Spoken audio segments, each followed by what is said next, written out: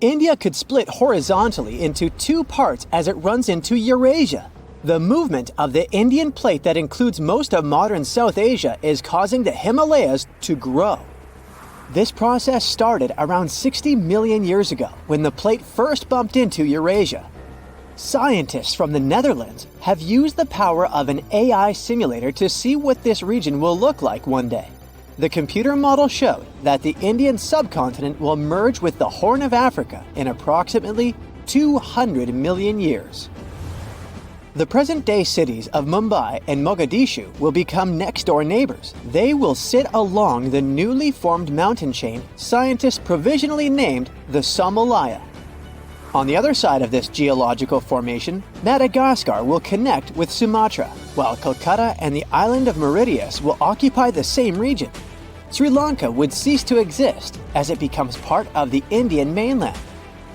Further to the north, scientists predict that the Himalayas are going to increase in height in the foreseeable future. As the Indian plate continues to mile northward, there will be major changes to the surrounding landscape. The present fault line will drift further south. Tens of thousands of years in the future, there might be no Nepal. The Himalayan range will have expanded sideways to fully engulf the mountainous country. And there may be way more earthquakes in this part of the world because of this movement. Most researchers agree the speed at which India is moving northward into Eurasia is barely a tenth of an inch every year. Some of them think this is happening because of the plate's buoyancy. It prevents the Indian plate from sinking into the mantle, which gives Tibet its elevated topography. Other scholars believe that the structure is buckling under the pressure. The process resembles what happens to a sheet of paper when you push it horizontally against a wall.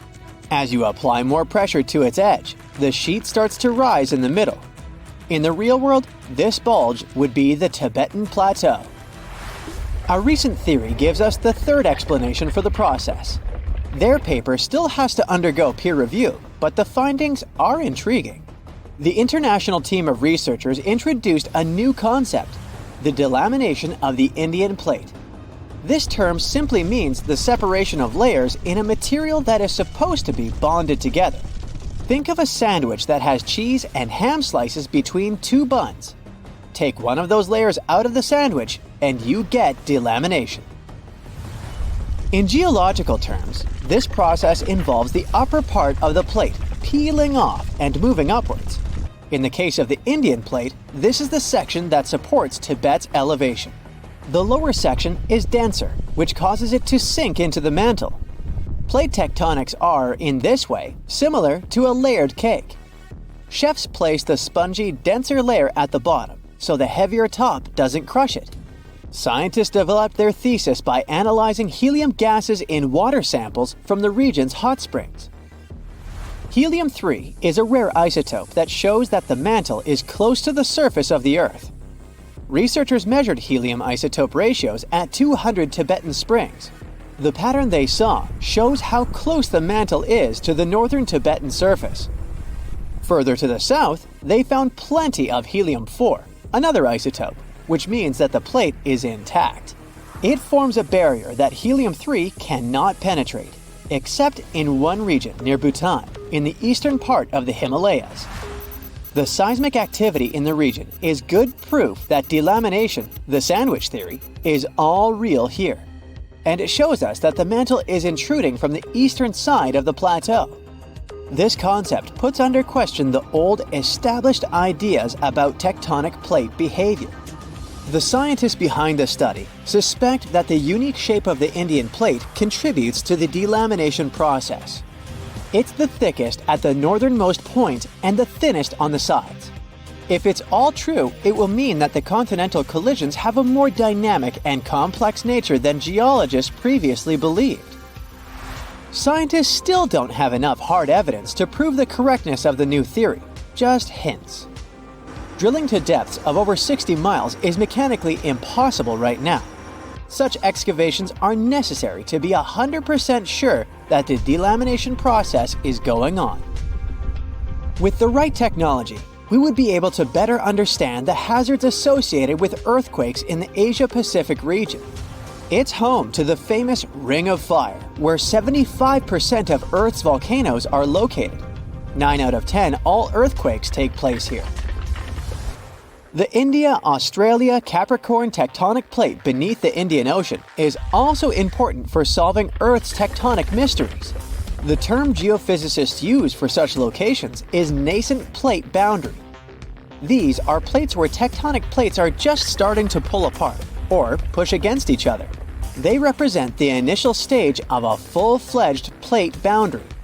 Such a geological transformation unfolds at a pace of barely 5% of a single inch per year. That's about as long as a strand of spaghetti is wide. This shouldn't worry us too much from today's perspective. The India-Australia-Capricorn plate is destined to split in half over the course of tens of millions of years. Scientists from France studied records of 2 earthquakes that happened in 2012 and concluded there must be a nascent boundary there. Earthquakes normally occur at places where 2 or more tectonic plates meet. But the tremors in the Indian Ocean happened in the middle of the plate. The scientists used sonar scanning to map out the seafloor and see what was really going on there. After further examination of the marine area off the coast of Western Australia, researchers found a complex network of 62 pull-apart basins along a fracture zone. The scientific data backed up the idea that the tectonic plate was slowly but surely breaking apart. It's another proof that the outer layer of our planet is dynamic, not static. In some cases, you don't have to be a scientist to notice these powerful underground forces. Massive crevices emerged almost overnight due to heavy rainfall in a seismically active region in rural Kenya, first in 2018 and then again in 2023. The local population named the biggest of them the Grand Canyon. These events were not one-time incidents, but signals from the East African Rift System, part of the Great Rift Valley. This huge geological phenomenon stretching from Jordan to Mozambique shows us the gradual splitting of the African continent into 2 subcontinents. You can find rift valleys all around the world as proof of how tectonic plate movements are changing the planet. The East African Rift shows the underlying dynamics of the Nubian and Somali plates. The Nubian plate bears most of Africa, and the smaller Somali plate cradles the Horn of Africa. The 2 are gradually moving away from one another, which causes the formation of crevices within the Rift Valley. This process of continental rifting, going on at a rate slightly faster than the one in India, will eventually lead to the split of Africa into 2 continents. The whole process, which is about to happen in the next 10 to 50 million years, marks a significant geological event that reminds us of Earth's historical transformations. The last time our planet's geography changed so drastically was during the Jurassic period. The world map from the period looks recognizable, but the land masses were oddly positioned from the modern perspective. In the north, Eurasia was still loosely connected to North America, which was at the time called Laurasia. This landmass was slowly moving away from the supercontinent of Gondwana, further down south. It consisted of what we know today as Africa, South America, Australia, and Antarctica. At the time, the Indian plate was closer to Madagascar than to Eurasia, as it is today. Imagine there is a huge crevice right under your house. What would you do? Probably pick up your belongings and evacuate the structure. This is what happened to one Kenyan back in 2018. A massive crevice formed almost overnight under his home. The man escaped to safety, but the event revealed a deeper issue. Much deeper than most people thought. The crevice appeared after a month of heavy rainfall. This part of the country, west of the Kenyan capital of Nairobi, sits in a seismically active region. The massive hole in the ground was covered with ash from a nearby dormant volcano. The crevice in the ground ran for miles, and it was 65 feet wide in some places. It was as deep as the Hollywood sign is tall. The gaping hole damaged a vital local road. People soon dubbed it the Grand Canyon. But this is no laughing matter. The same thing happened in 2023. Kenya's highway authority had to close the busy road for repairs once again. Preliminary reports showed that heavy rains were the likeliest cause. The rupture itself is part of the Great Rift Valley. It extends from Jordan in the north to Mozambique in eastern Africa. Its total length is nearly 1.5 times the distance from New York to Los Angeles. Rift valleys are located all over the planet. They're lowland places where tectonic plates move apart or rift. These are huge slabs of rock in Earth's outermost layer. They rest on molten rock underneath, which makes them unstable. Tectonic plates are constantly on the move. They can bump into each other, or one plate can go under another. This can occur both on land and at the bottom of the ocean. Continental rifts are less frequent than the ones we find underwater. The East African Rift is one of 4 major ones. The nearby Arabian Plate has been on the move for the last 30 million years. When it separated from the African mainland, it created the Red Sea and the Gulf of Aden. When you look at the physical map of Africa, it looks like one contiguous landmass. But when you dig deeper, quite literally, you realize it rests on 2 tectonic plates. The Nubian one carries most of the continent. The smaller Somali Plate holds the Horn of Africa. The crevice in Kenya appeared in the rift valley between these 2 plates. That's because they're moving away from each other. The rift is growing larger, which means that one day the African continent will split into 2. The rifting process is a slow one. The present rate is just 1/4 of an inch every year. Scientists estimate that the split will occur in 5 to 10 million years. Some experts place this event 50 million years into the future.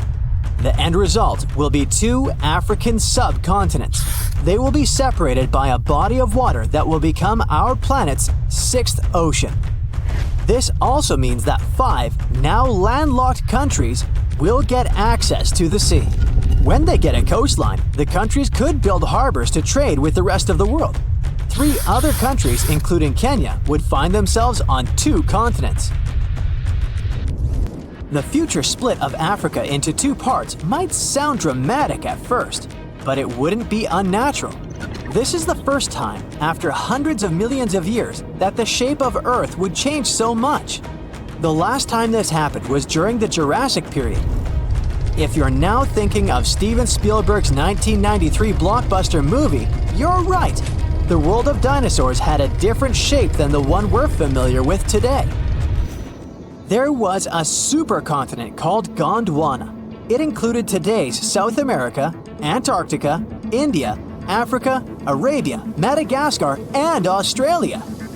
Then, around 180 million years ago, things started to change.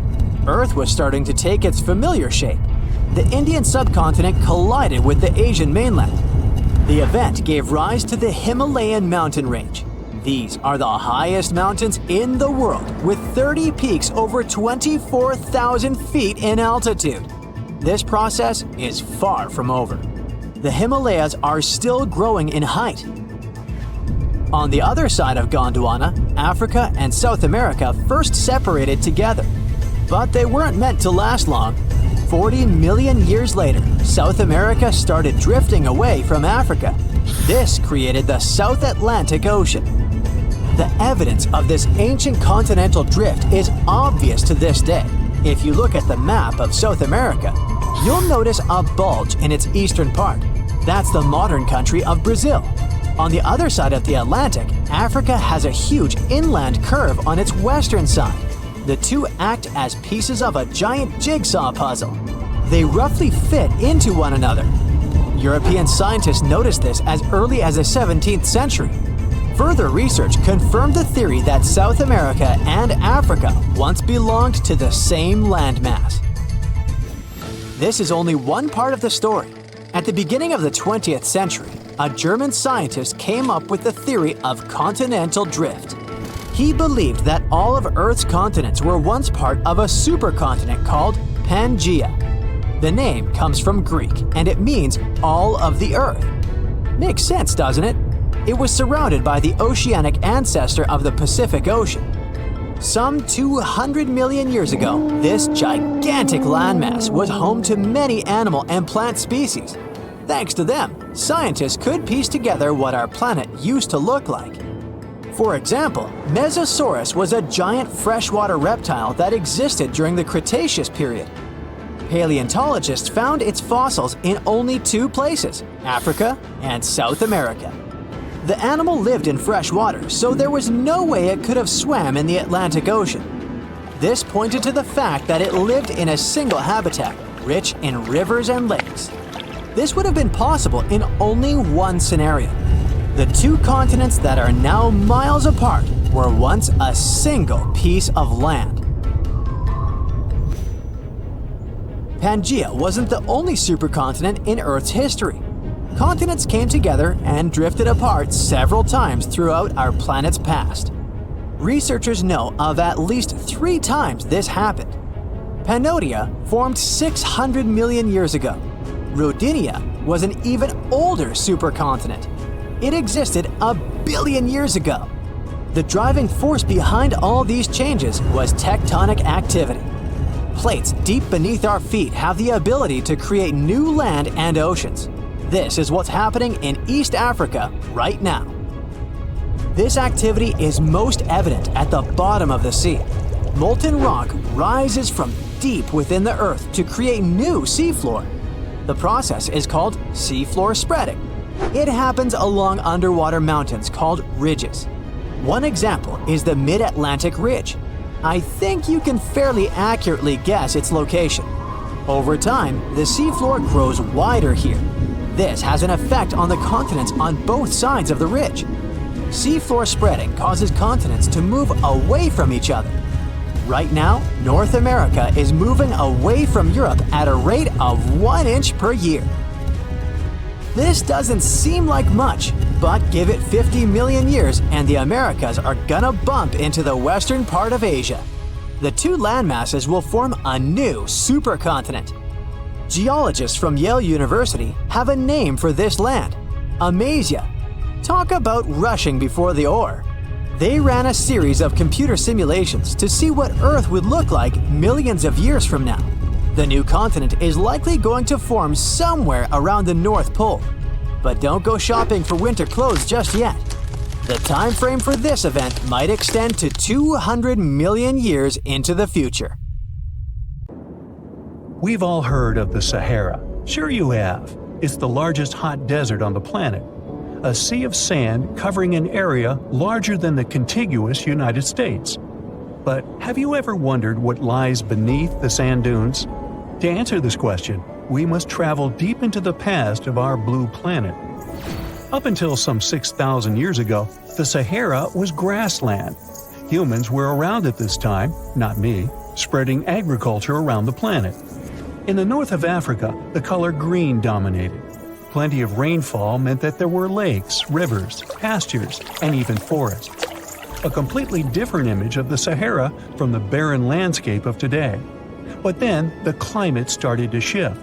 The region became parched, and the vegetation started disappearing.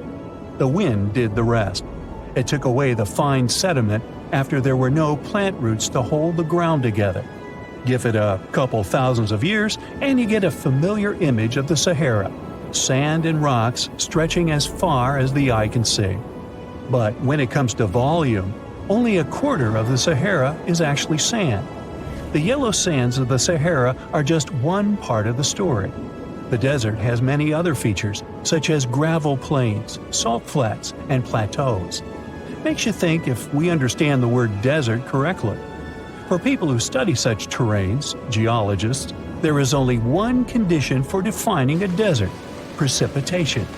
If an area gets little or no rain, then it's considered a desert.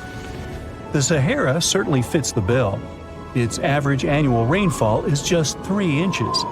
Compare that to the nearly 45 inches a year in New York. When we look at precipitation, this sandy desert is only the third largest in the world. Number 1 and 2 are Antarctica and the Arctic. They are larger than the Sahara by millions of square miles. It sounds odd, but there is more than one type of desert. The first two are polar deserts. while the Sahara is a subtropical desert. But the difference in air temperature are staggering. In Antarctica's interior, temperatures plummet to minus 76 degrees Fahrenheit. Compare that to the highest temperature on record in the Sahara of 136 degrees Fahrenheit. But this desert has a cool side. At night, the temperature is roughly the same as the average yearly temperature in Denmark. This hot and cold roller coaster makes it hard to choose the right outfit when venturing into the Sahara. And what about the sand? How deep is it actually? The depth varies between 70 and 140 feet. That's not too deep. If you put the Statue of Liberty in a tall dune, half of it would still stick out of the sand. Its vast amounts in the Sahara were created by aeolian processes. That's Greek for wind. Over time, it blows and shapes the surface of the earth. In dry areas with sparse vegetation, winds erode the ground much faster. That's what happened in North Africa. Under all that sand is the bedrock and cracked clay. If you started digging, you would find the same everywhere on the planet, with one important difference. There is some type of soil covering the bedrock. This is not the case in the Sahara. Because of the arid climate and a lack of vegetation, sand covers the ground below. Over the course of thousands of years, a lot of interesting finds ended up in the desert sand. For example, there are petrified tree trunks. These are essentially preserved prehistoric trees. They date back to the time when the region was lush green. In some places, the trees of this fossilized forest are at least 65 feet tall. The wood is so well preserved that you can still see the texture and knots. There are even fossilized pine cones. In 1992, scientists found glass fragments in eastern Sahara. These canary yellow glass shards were scattered across hundreds of miles. They didn't belong to an ancient civilization, although ancient Egyptians used them to make jewelry. In fact, the breastplate of King Tut had a beautiful scarab beetle centerpiece made from this desert glass. For a long time, scientists were puzzled about the true origins of these fragments. They finally concluded that the glass was around 29 million years old. It is an impact tape. If that sounds like it has something to do with the word impact, you are correct. These rocks are formed when a meteorite hits the surface of the Earth. This generates a lot of heat. Scientists estimate that the temperature needed to melt this mineral was close to 3,000 degrees Fahrenheit. Apart from the regular fine-grained sand, we also have melted sand in the Sahara. But the desert conceals other unlikely artifacts. Shark teeth are a common find in Morocco, which sits in the western part of the Sahara. What are the fossilized teeth of these marine predators doing in the middle of the desert? This part of the world looked entirely different millions of years ago. There was a sea cutting right through what is now a desert. The Trans-Saharan Seaway ran the length of present-day Algeria and Mali. It was around 165 feet deep. That was enough for all sorts of aquatic animals to inhabit it. Large catfish, sea snakes, and of course sharks lived in the area. British archaeologists even unearthed a turtle shell in Mali in the 1980s. For centuries, there was even an entire city hidden under the desert. Timgad was a Roman outpost constructed by the Emperor Trajan around the year 100 in the current era. For various reasons, its residents abandoned it around the year 700. The sands of the Sahara soon engulfed the city. It had remained hidden for nearly 1,000 years. Then, in the 1700s, a Scottish explorer started digging out the city.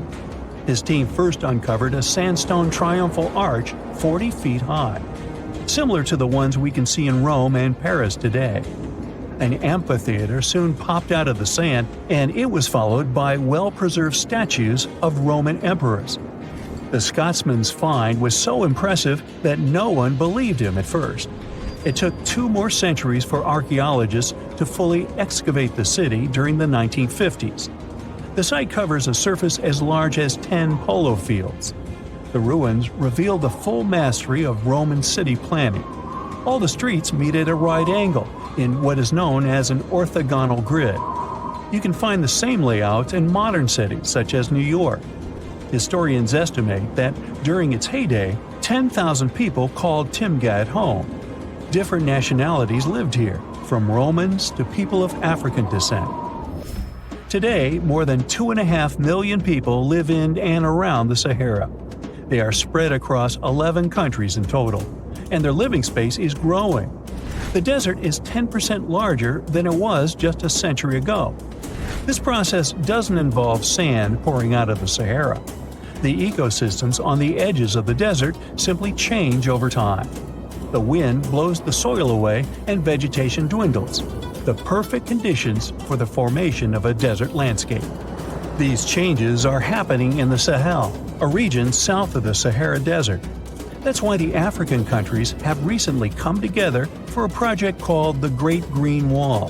The primary goal is to stop the desertification of the Sahel and hold back the sands of the Sahara. Their plan is ambitious and involves planting a wall of trees from the west to the east of the African continent. The proposed forest is not only going to be long, but wide as well. The Sahara and the Sahel share a historic bond. Since antiquity, camel caravans have been making the journey from Africa's Mediterranean coast in the north to the savannas in the south. The golden age of this trade kicked off in the 9th century. The perilous journey took several months to complete. The route was 2.5 times longer than the length of the Grand Canyon. Explorers still find evidence of these ancient caravans hidden away under the sands of the Sahara. You plan to spend your summer vacation in Africa. The final destination is the Sahara Desert. It's located in northern Africa, stretching from the Atlantic Ocean to the Red Sea. You're excited to ride camels and learn about the region's rich cultures. You hop on an extensively long flight, and finally, you are here. You find yourself in the world's biggest hot desert. Can you believe it's 3 million square miles? You're ready for your first adventure after drinking liters of ice-cold water. The guide gives you a choice. You can spend 2 weeks visiting a collection of oases, or you can help them solve an ongoing local mystery. Deep into the desert, near this Algerian town, lies a mystery begging to be solved. A collection of huge, spotted circles in the sand. There are dozens of them, stretching for miles in a straight line. The circles were first identified via Google Earth images several years ago. People have debated them for years, but no one seems to know the answer. The strange thing is that they are so many miles away from any towns, roads, or human activity. The quickest way to discover the truth behind the circles is asking questions. You grab your notebook and set out to talk to locals. Everyone is helpful in this scenario: geographers, anthropologists, elders, and historians. The first person you talk to is a map expert. You need to understand if those circles were authentic or a satellite glitch. You end up interviewing the people who take Google Earth satellite pictures. The circles are really there. They appear in multiple pictures from many years. Then, let's understand why they are there in the first place. After 2 days of interviews, you have your first lead. The circles could be the result of oil activity. Experts explained why this would make sense. Algeria is a rich area for natural resources, so this would be a sensible guess. Usually, to find out if there is anything worth extracting, companies would undertake seismic surveys. Seismic surveys are a way of analyzing the Earth's surface by sending shock waves into the ground. Depending on how these waves bounce back, you'll know what is located there. A special vehicle could have marked the soil that way. So, did we unravel the mystery? Not quite so. As you know, the Sahara Desert is one of the driest areas on the planet. The average high temperatures in summer are over 104 degrees Fahrenheit. To survive there, people need to find ways of accessing water. So, these circles could be a kind of ruin or leftovers from ancient water wells. Again, I'd say this is a sensible guess. Ready for some fact-checking? Some anthropologists agree that these circles could be ancient fogueras. Foguera is the name of a 2,500-year-old style of irrigation system, usually found in northern Africa. It is also known as a kanat in other places in northern Africa. Locals would dig a deep well at an elevated point, deep enough to tap into underground water. They would then dig parallel shafts at regular distances. Then they would dig an underground channel that connected the city to the well. Solely with the help of gravity, water would run from the well to the city.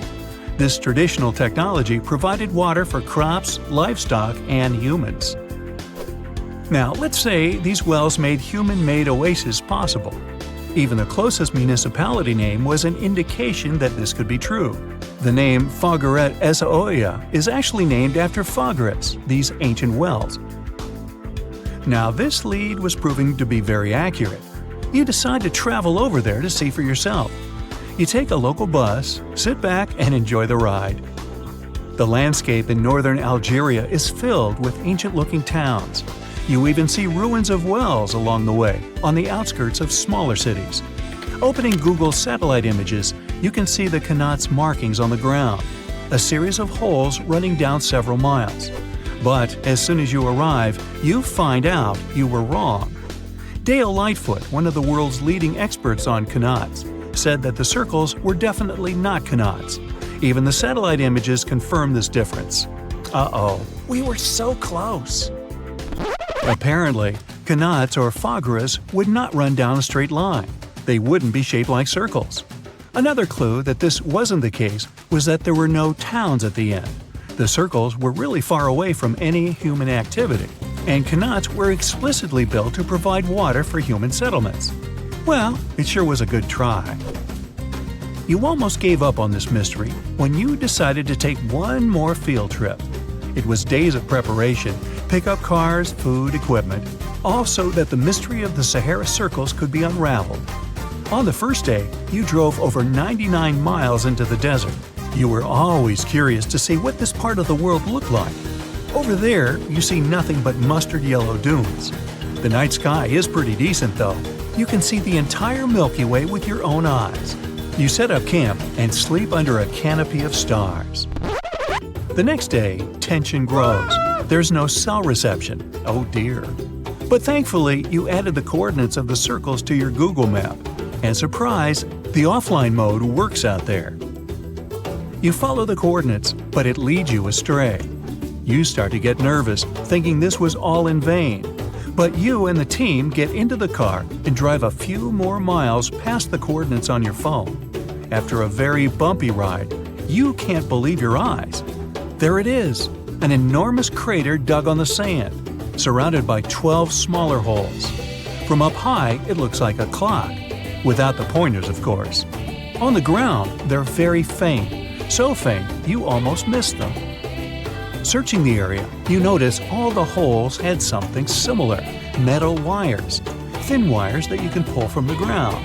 They're buried deep, so you start digging. An object starts to reveal itself. Uh-oh, it looks like old dynamite. This certainly surprises you. Better stop digging to avoid any accidents. At the end of the survey, you feel satisfied, but still curious. What could all this dynamite mean? And who put it there? What comes next is the turning point of your adventure. Walking back to the car, you see something shining on the ground. You approach the item with curiosity. It's round and rusty and looks like a sardine can. What's that doing here? Could this give you more clues about the circle's mystery? Just in case, you pick it up and put it in the car. Back in the city, the puzzle pieces start to reveal the story behind the Sahara circles. You bring photos and the sardine can and show them to local experts. They analyze your material and give you an intriguing verdict. As it turns out, guess number 1 was the closest one to the truth. So, what happened to the first guess? Why do we need to keep digging deeper?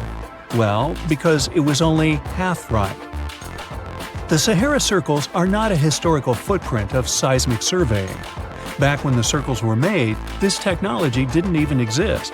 But they sure are related to oil exploration.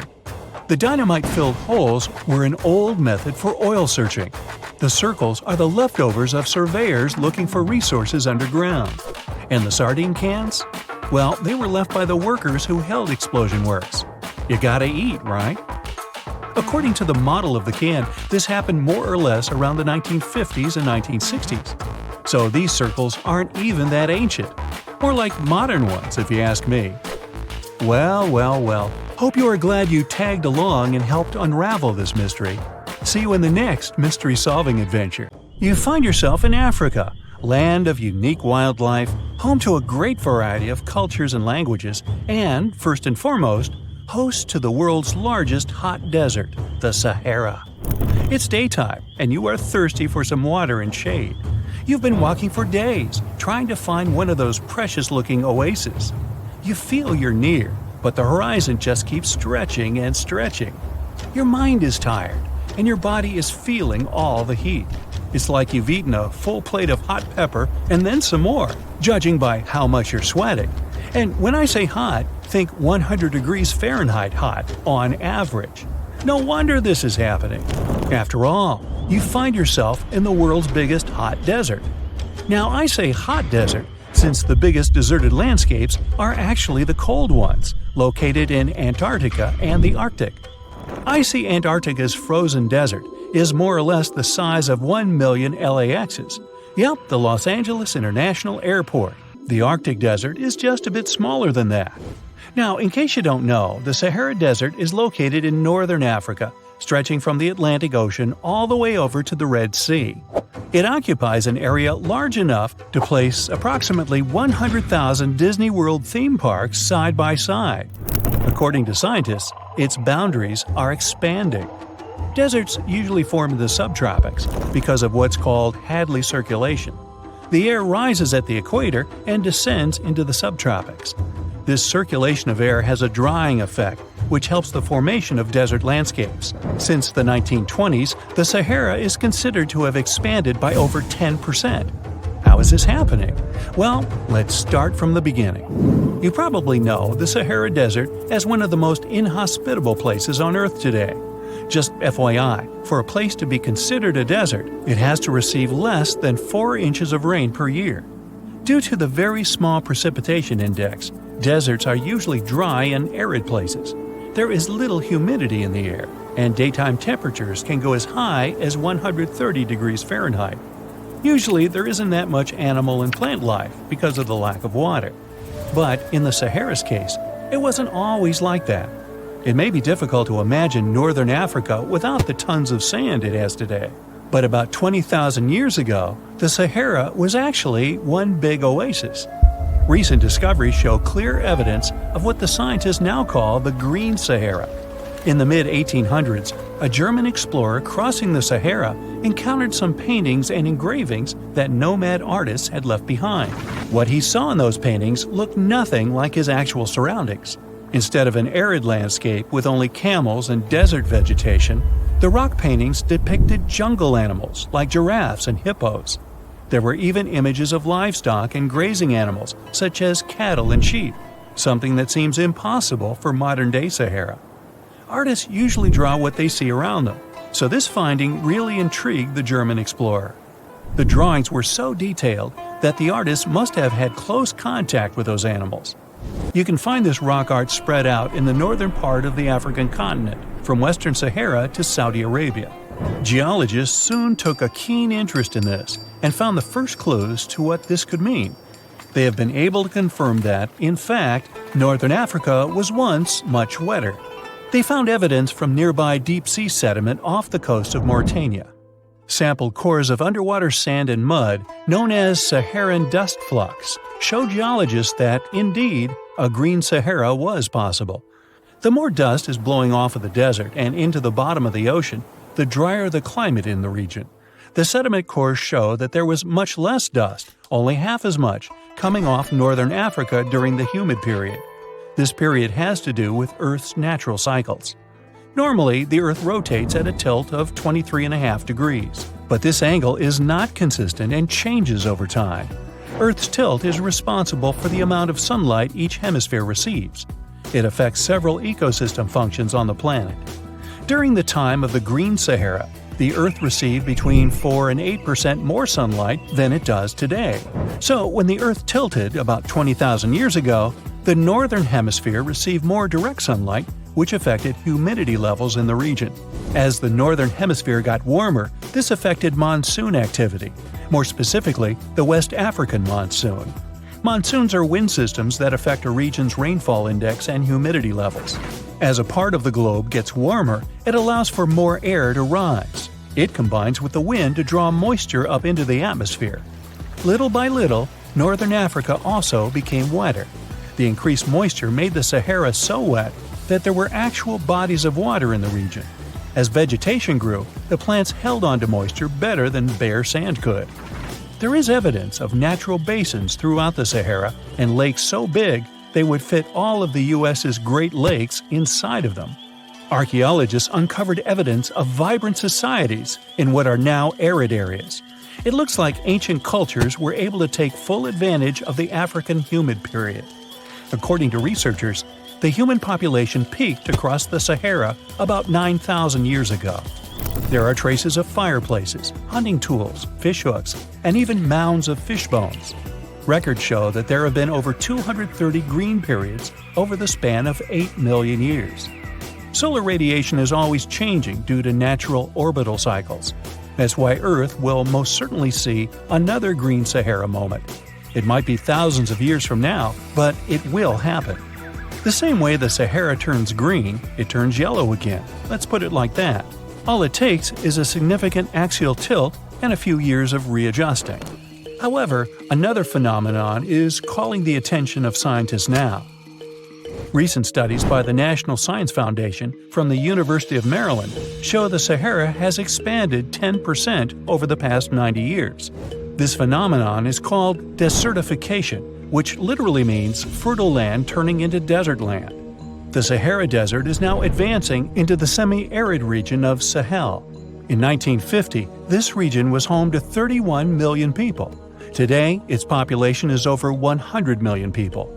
This rapid population growth has largely contributed to the Sahara's expansion. Farmers that were once nomads began settling down. Land usage grew more intense, aiding in weakening the soil. The demand for food has caused an overcropping of the land, so even more of it is turning into the desert now.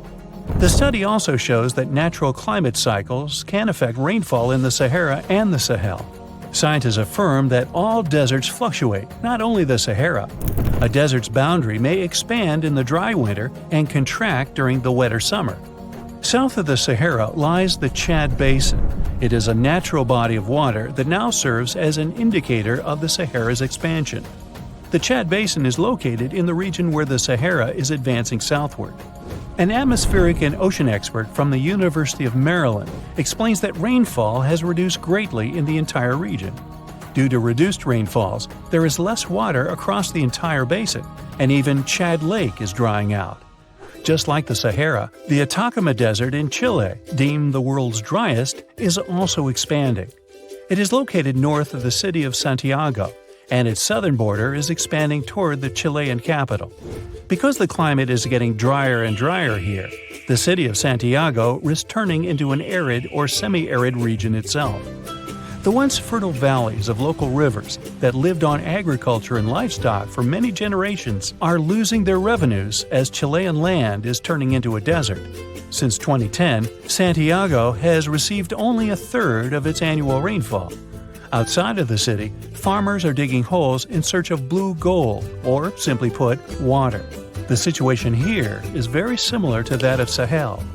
So tell me this, were you as surprised as I was to find out what has been happening in the Sahara region? Feel free to share in the comments below. So, you might have heard that Yellowstone National Park is sitting on top of a giant supervolcano. That's the reason why the area can boast powerful geysers and hot springs. But it also means that underneath Yellowstone, there is an enormous magma chamber. In 2015, researchers from the University of Utah found out that this chamber was much bigger than everyone had previously thought. They even found one more reservoir with magma under the top one. Apparently, the more spacious the chambers are, the more magma they contain. Together, the two reservoirs store a glob of magma that could easily fill the Grand Canyon not once, but 11 times. But you know the most worrying thing about the magma chambers? They tend to push against the ground above them. As a result, the land in Yellowstone rises about 1 to 2 inches a year. On top of that, Yellowstone has the status of an active volcano, and its volcanic explosivity index, yes, there is one, is 8 out of 8. Such a high number means that if this volcano erupted, it would be an apocalyptic event. To put it into perspective, the eruption of Pinatubo in the Philippines in 1991, which is considered the most powerful in living memory, was given a mere 6 on the volcanic explosivity index. Ha, loser. Now, let's figure out if there's anything to worry about. In March 2023, the University of Utah seismograph stations recorded 354 earthquakes in the entire region of Yellowstone National Park. Sounds like a lot. But keep in mind that the most impressive event of the month was a mini earthquake of magnitude 3.7. It was part of a swarm of 106 earthquakes that began on March 29th and continued until the end of the month. Yep, earthquakes apparently also come in swarms, so be aware. Experts say that Yellowstone's seismic activity is, well, kind of more active than usual, but it's really nothing serious. A geophysicist working at Yellowstone Volcano Observatory called Michael Pollan claims that the volcano won't erupt anytime soon. For this to happen, there must be enough magma ready to erupt beneath the surface. Whew. There should also be enough pressure to cause this magma to rise. But neither of these conditions exist today. According to the expert, Yellowstone is stable now.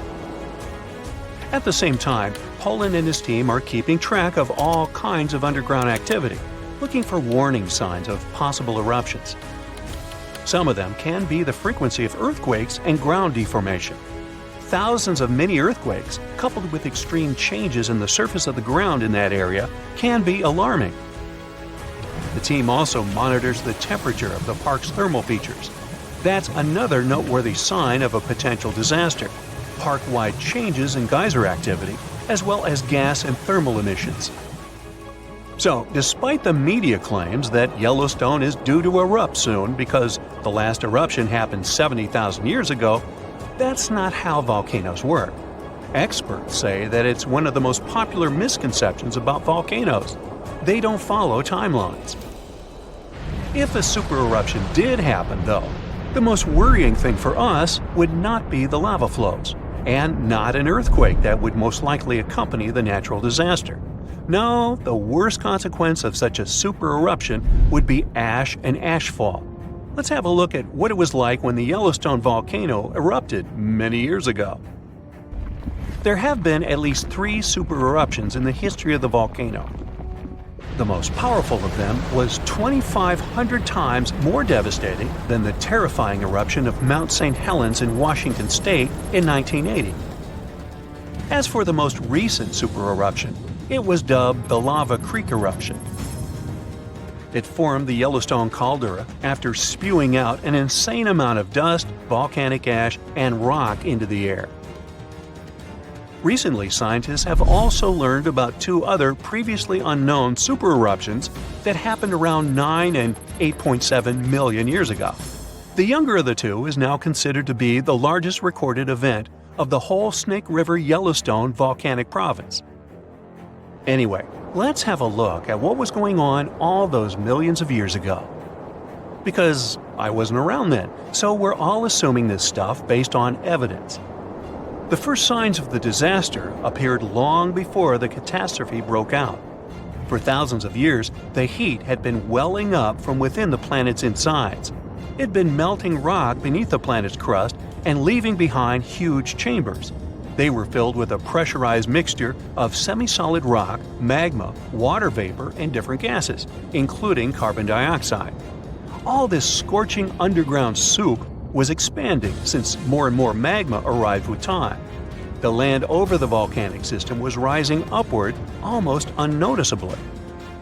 A year before the supereruption, Yellowstone gave a warning, a burp maybe, but that long ago there was no one who could interpret these signals. Plus, those alarming processes were mostly going on underground. For example, decompression releases gas bubbles. While bursting, such bubbles can often power particular kinds of eruptions. Months before the eruption, small-scale earthquakes became more frequent and more intense. The ground in many spots all over the supervolcano got hotter than it used to be. Surface lakes and groundwater also became warmer. If people had been around at that time, they would have noticed unusual steam fogging in that area. Not long before the eruption started, the growing pressure pushed the ground over the magma chamber up. This created a dome-shaped uplift. Narrow cracks started to open along the edges of this dome. Imagine opening a bottle of soda after you've shaken it. Something like that was happening near the volcano. Think Mentos and Diet Coke. The pressure was released through the fractures when gases were bursting out from under the surface. So right before the disaster, the ground around the Yellowstone volcano lifted. Geothermal pools and geysers heated up to boiling temperatures and got more acidic than usual. The magma started to rise toward the surface. At one point, the rock roof of the magma chamber couldn't resist anymore, and the eruption kicked off. Small but constant tremors began to move the ground days before the catastrophe. But the real shaking didn't start until several minutes before the eruption. With a deafening roar, a massive column of lava and ash hurled up into the air. Within several minutes, a pyroclastic flow rushed across the area at a hurricane-force speed. Such a flow is a liquid mixture of half-solid lava pieces, volcanic ash, and hot, expanding gases. It looked like an extremely hot, toxic snow avalanche. With a temperature of about 1,300 degrees, it was burning everything in its path. The volcano kept pumping ash for days on end. For all living creatures, ash fallout was one of the most dangerous consequences of the eruption. Volcanic ash turns into glassy cement within seconds of being inhaled. Most animals didn't have a chance to survive. Even thick trees started to collapse under the weight of this dense substance. It only took a couple of days until a thick layer of ash covered huge territories. After the ash got into the stratosphere, the temperatures all over the world started to drop. The eruption was rich in sulfur, which is an effective sunblocker. That's why it soon got so cold that there was no summer in the whole world for the next several years. Animals couldn't find food and clean water. This natural disaster, called the Gray's Landing supereruption, was colossal. That's how researchers described it in their recent studies. It affected a huge territory. The streams of lava enameled an area as large as New Jersey in scorching hot volcanic glass. It instantly sterilized the land surface, wiping out all the plant life that had been thriving there before. Now, if such an eruption were to happen these days, it would cover Colorado, Utah, and Wyoming with almost 3 feet of toxic volcanic ash. Many regions would be plunged into darkness. Even the coast, where most Americans live, would experience problems with the spread of the ash cloud. It would destroy crops and contaminate pastures, ruin power lines and electrical transformers. Well, so I'm sure you'll agree with me, it's a good thing that such a disaster isn't expected to occur anytime soon. Hey, we got enough other stuff on our plate. The problem with that asteroid that destroyed dinosaurs was not that it fell, but where it fell. This colossal space rock found the worst place where it could land. Also, the angle at which it hit the ground was the most unfortunate. If it had fallen vertically, there would have been less destruction. But it fell at such an angle that it threw a huge amount of dust into the air. After the disaster occurred, tons of soot started burning. 65 million years ago, only 13% of Earth's surface contained the right amount of sulfur and oil needed to form a colossal amount of soot. If the asteroid had fallen on the other 87% of the territory, dinosaurs could still be living today, but it hit the worst place and lifted 1 million tons of burning material into the sky. A cloud of incandescent particles covered the sky and set off on a journey across the mainland. Then, these particles settled on the ground and caused large-scale fires. Trees were burning and sending more soot into the sky.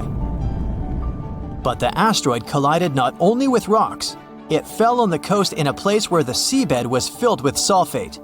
As a result of the collision, it started burning, which caused the release of sulfuric acid into the atmosphere. The air became poisoned. It seems the dinosaurs didn't stand a chance. And now, let's imagine the asteroid falling in another place, somewhere in the middle of the ocean. Huge waves flooded part of the land, but almost all kinds of dinosaurs survived. Or even better, the rock could have fallen somewhere in the desert and left behind a giant crater. That's all. Yes, several dinosaurs passing by wouldn't have survived the collision, but the situation wouldn't have been so critical in general. So, giant lizards remain dominant on our planet. They don't allow other animals to develop since Tyrannosaurus and other ferocious reptiles hunt mammoths and other ancient creatures.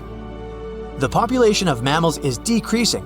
Velociraptors are fighting for territories with saber-toothed tigers and giant bears. A struggle for survival between dinosaurs and other animals begins. Then, the Ice Age comes, and some reptiles don't survive. Then, new players enter the field. Those are humans' early ancestors. Living side by side with dinosaurs is difficult. Lizards attack settlements and caves, so people have to build high walls for protection. By the way, the Tyrannosaurus poses less danger to people than you might have thought. According to the latest research, many creatures were able to run away from this monster. Yes, you probably saw how easily they caught up with cars in the movies, but it wouldn't be as scary in reality. Paleontologists and biologists have analyzed the strength of dinos' bones and found out that the creature couldn't reach high speeds. The maximum it was capable of was running twice as slow as a field athlete. Thousands of years have passed. People have learned to live with dinosaurs. They've even managed to tame some lizards. They've domesticated herbivorous dinosaurs to develop agriculture. Triceratopses and bulls now plow fields together. Imagine farms swarming with diplodocuses or brachiosauruses. People climb their long necks and pick fruit from high trees.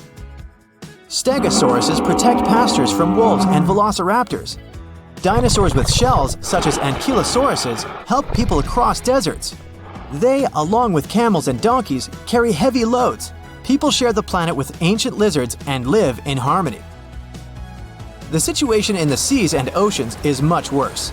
Sea reptiles attack wooden ships and catch all the fish. Imagine that you're sailing to another continent with tons of grain, fabrics, fur, and other goods. And then a giant mosasaur appears on the horizon. It's one of the most powerful sea lizards.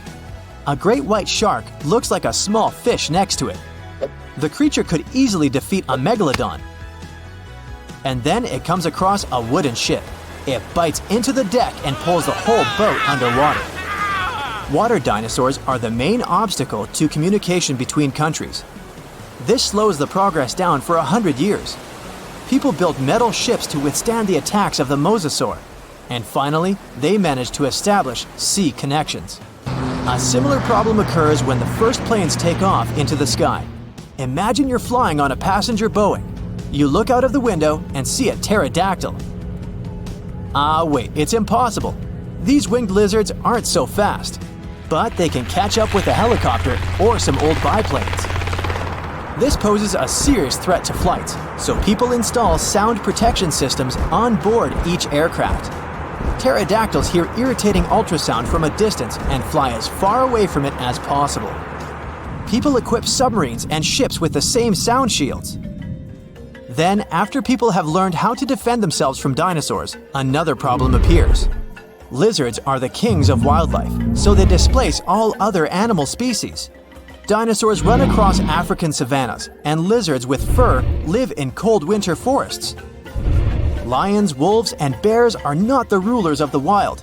Rhinos fight with Parasaurolophuses. Stegosauruses attack hippos and take away their territories. Venomous dinosaurs live in jungles. Lizards that can climb trees scare monkeys. Imagine a reptilian ape jumping from one branch to another.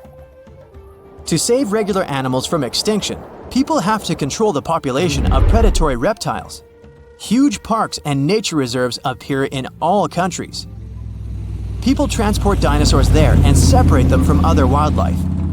Dinosaurs seem to be completely under control. When the danger caused by giant reptiles passes, people begin to breed smaller, harmless lizards. Someone buys a chameleon, and someone keeps a Microceratus at home. There are dinosaur exhibitions. People take these creatures for a walk as if they were dogs. Some people take selfies with reptiles, go shopping, and sit in cafes with small lizards. Dinosaurs aren't formidable now. They're kinda cute. People ride horses, camels, Parasaurolophuses, and Pachycephalosauruses. Of course, many have tried to tame velociraptors, but failed. Those are dangerous reptiles and they don't know how to obey. Taming them is almost as difficult as taming an alligator. But dogs and cats are still more popular because they're more intelligent. The brain of a dinosaur is almost the same as that of a chicken. But who knows, if they had lived to this day, perhaps they would have evolved into smarter creatures. Just imagine if dinos were intelligent. In this case, people would have a big problem. Some scientists think that even if a meteorite hadn't destroyed the dinosaurs, they wouldn't have survived to this day. They needed to carry their own colossal weight at all times. It was an enormous load on their bones and joints. Most dinosaurs wouldn't have been able to survive the Ice Age with such characteristics, but smaller lizards might have succeeded. Fast and agile dinosaurs, such as velociraptors and Pachycephalosauruses, would have survived, but in what form? Could dinosaurs have already evolved into something else? Look at the good old chicken. Many scientists believe it's a direct descendant of the formidable Tyrannosaurus. Somewhere deep inside the bird's DNA, there are genes that the dinosaur had. Yep, it's hard to believe, but look at the chicken's body structure and how it walks. Remove the plumage, cover the creature with scales, and give it toothy jaws instead of a beak. And now, you have a mini T-Rex in the coop. And by the way, not only chickens might be the relatives of giant lizards, many birds are dinosaurs' living descendants. Surprisingly, alligators, snakes, crocodiles, and monitor lizards are not as close to ancient reptiles as pelicans, storks, and other flying creatures. Over millions of years of evolution, the paws of dinosaurs turned into wings, and toothy elongated jaws ended up as beaks. The genetics of birds is the key to understanding dinosaurs. Pelicans are similar to pterodactyls, ostriches to velociraptors. Perhaps many other animals also share some genes with ancient lizards. If the meteorite hadn't fallen, all dinosaurs would have evolved into completely different, unusual creatures. Scientists want to carefully study the DNA of birds and try to reverse evolution with the help of genetic engineering. They hope to breed dinosaurs out of eggs one day. But to do this, they need to find a specific genome that hasn't changed over tens of millions of years. It hides in the DNA. And it's not so easy to find it and extract it. Do you think we will see powerful reptiles by 2050? Uh-oh. Something is nearing the surface of the planet. It looks like a fireball, hurtling closer and closer at a truly incredible speed. Soon, it becomes obvious that the collision is inevitable. Bam! The impact leaves a huge crater. It evaporates thousands of cubic miles of solid rock, and it also sets off a series of terrible natural disasters. Yeah, I know what you're thinking. You believe I'm talking about the catastrophic collision that occurred around 66 million years ago on Earth. You know, the one that's responsible for the extinction of non-avian dinosaurs and 3/4 of other life forms on our planet? But no, the disaster I'm talking about happened on a different planet. Scientists think that our close neighbor, Mars, once experienced the same catastrophe that struck Earth. It happened around 3.4 billion years ago. An asteroid collision might have caused a mega tsunami on the red planet, similar to the one that caused the Chicxulub impact on Earth. Scientists have identified an impact crater on Mars that was probably left by a comet or asteroid collision with the surface of the planet. Most likely, the space body landed in an ocean in the Martian northern lowlands, and the impact was so powerful that it caused a mega tsunami. Before the latest studies, the exact location of the impact crater wasn't verified. It was just a theory. To confirm it, a team of astronomers simulated a comet and asteroid collision in the area where they supposed the impact crater was. They even named this crater Hall. Hall is 68 miles across and lies in a region that is almost 400 feet below the supposed sea level. Anyway, the simulations formed several craters of the same size as Paul. One of the simulations claimed that these craters had been left by a 5-mile-wide asteroid that had encountered strong ground resistance. The other simulation showed that the craters had been caused by a bit smaller asteroid that met a weaker ground resistance. But according to both simulations, the impact crater was almost 70 miles in diameter, and the collisions produced mega tsunamis up to 900 miles away from the center of the impact site. The simulations also helped scientists estimate the height of the tsunami. It was about 820 feet tall, almost as tall as the Eiffel Tower. The authors of the study also suggest that the Pole crater might be similar to the Chicxulub impact crater on our planet. The Chicxulub asteroid, as we now know it, is believed to come from the outer reaches of the solar system. This space body was at least 6 miles across. It crashed into the shallow seawaters near the Yucatan Peninsula. This splashdown was so powerful that it left its signature on the entire face of the planet. In 2021, researchers found out that the collision had carved mega ripples into Earth's crust in the region of modern-day central Louisiana. An even newer study suggests that the asteroid also triggered a tsunami so devastating it eroded seafloor sediments half a world away. The team of scientists remodeled the events of the first 10 minutes after the impact, and the model showed that the asteroid had produced waves up to 30,000 times greater than one of the largest tsunamis people have ever recorded, the Indian Ocean tsunami that hit Indonesia in 2004. The collision displaced so much water that it created a wave almost a mile high. That's like 2 Burj Khalifas, which is the tallest construction in the world, stacked one on top of the other. And of course, all that empty space didn't stay empty for long. The ocean gushed back to fill the crater. But in the process, it only ricocheted off the crater's rim, which produced even more waves. After that, tsunami waves that were more than 33 feet tall traveled around the world at a speed of 3 feet per second, lashing at all coastlines on their way. Imagine a 3-story building rushing up to you.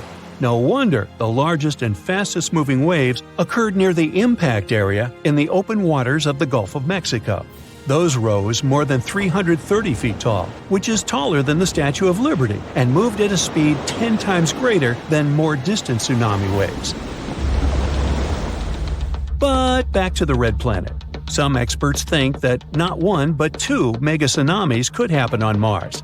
They could be triggered by a pair of meteor impacts that were several millions of years apart. Between these 2 collisions, Mars went through a period of climate changes. As a result, liquid water on its surface turned into ice. In other words, the first asteroid impact most likely produced waves composed of liquid water, and the second tsunami was probably formed by rounded chunks of ice water. By the way, the largest asteroid to have ever crashed into Earth might not actually be the one that ended dinosaurs. A much more catastrophic collision likely happened about 3.5 billion years ago. New evidence scientists found in northwestern Australia suggests that the asteroid I'm talking about was 12 to 18 miles across. It struck Earth at an immense speed, releasing an unimaginable amount of energy. Now, this made me think, what if something like that happened these days? More than 30,000 objects that are circling Earth these days could potentially crash into our planet. NASA considers around 1,500 of them to be potentially hazardous. These space rocks are the remains left after the solar system was formed some 4.6 billion years ago. For example, in 2004, astronomers discovered a huge asteroid nearing Earth. The first observation showed that the chance of the space rock hitting our planet was less than 3%. The asteroid was named Apophis. It's more than 1,200 feet across and weighs about 20 million tons. It's supposed to streak across the sky on April 13, 2029. Apophis will pass at a distance of 19,000 miles away from Earth's surface. But even though this space rock might miss our planet in 2029, it doesn't mean it won't return 15 years later in 2036. If such an object hits our planet, the consequences will be unpredictable. They can vary from shattered glass and broken windows to most life forms getting wiped off the face of the Earth. And it'll probably affect the internet. Now that last thought is truly scary. But luckily, modern technologies are likely to help us avoid any catastrophic consequences. Experts have developed several ways to prevent a real-life disaster movie from happening. For one thing, we could use a spacecraft to knock this visitor from outer space off its course, or it could somehow be blasted into pieces. Scientists could also slow the thing down with the help of concentrated sunlight, or people could tug it away with a gravity tractor. That's a theoretical spacecraft that can influence objects in space without touching them. In sci-fi movies, a huge asteroid often sneaks up on Earth and turns out to be a nasty surprise to astronomers. It hurtles toward our planet at breakneck speed and gets discovered just weeks or even days before the collision. In reality, scientists are constantly watching all large objects in Earth's neighborhood. It means there would be plenty of time to do something before the inevitable happened. There are 3 kinds of missions scientists could prepare at short notice. Type 0, when a heavy spacecraft hurtles toward the intruder with one single goal: to knock it off its course. In this case, astronomers would have to rely on the already available information. The Type 1 mission would involve a scout. It would be launched first to get more close-up information about the space rock. Only after that, the main spacecraft would be launched. With more precise information, its journey would be way more productive. And if scientists chose the Type 2 mission, they would send a scout and a small spacecraft at the same time. The spacecraft would knock the asteroid a bit off its course. Then the scout would collect all the necessary information. Based on this data, the spacecraft would finish its job with a more fine-tuned second push. If none of these methods work, people could try going deep underground or even build a shelter on the ocean floor. But in this case, we'd need to find sources of energy that could help us survive for at least several decades. Plus, people would have to create a life support system that could somehow keep air and water fresh. It's staring at you, and you're staring at it. A giant eye that seems to be pulling you into an abyss. You're hovering over it in your space copter. But however scared you might be, you still need to do your job. So you send your copter down to the surface of the red planet. Right, that's where you are, on Mars.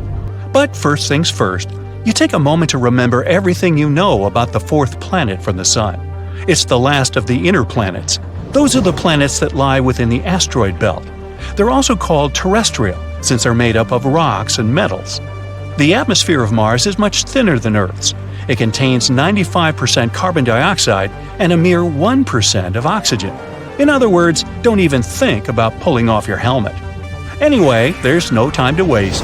You land on the surface of the planet and find yourself in a brownish-red world. That's a good thing you're wearing a spacesuit. This place is freezing cold. The thermometer sewn into the sleeve of your suit shows minus 80 degrees Fahrenheit.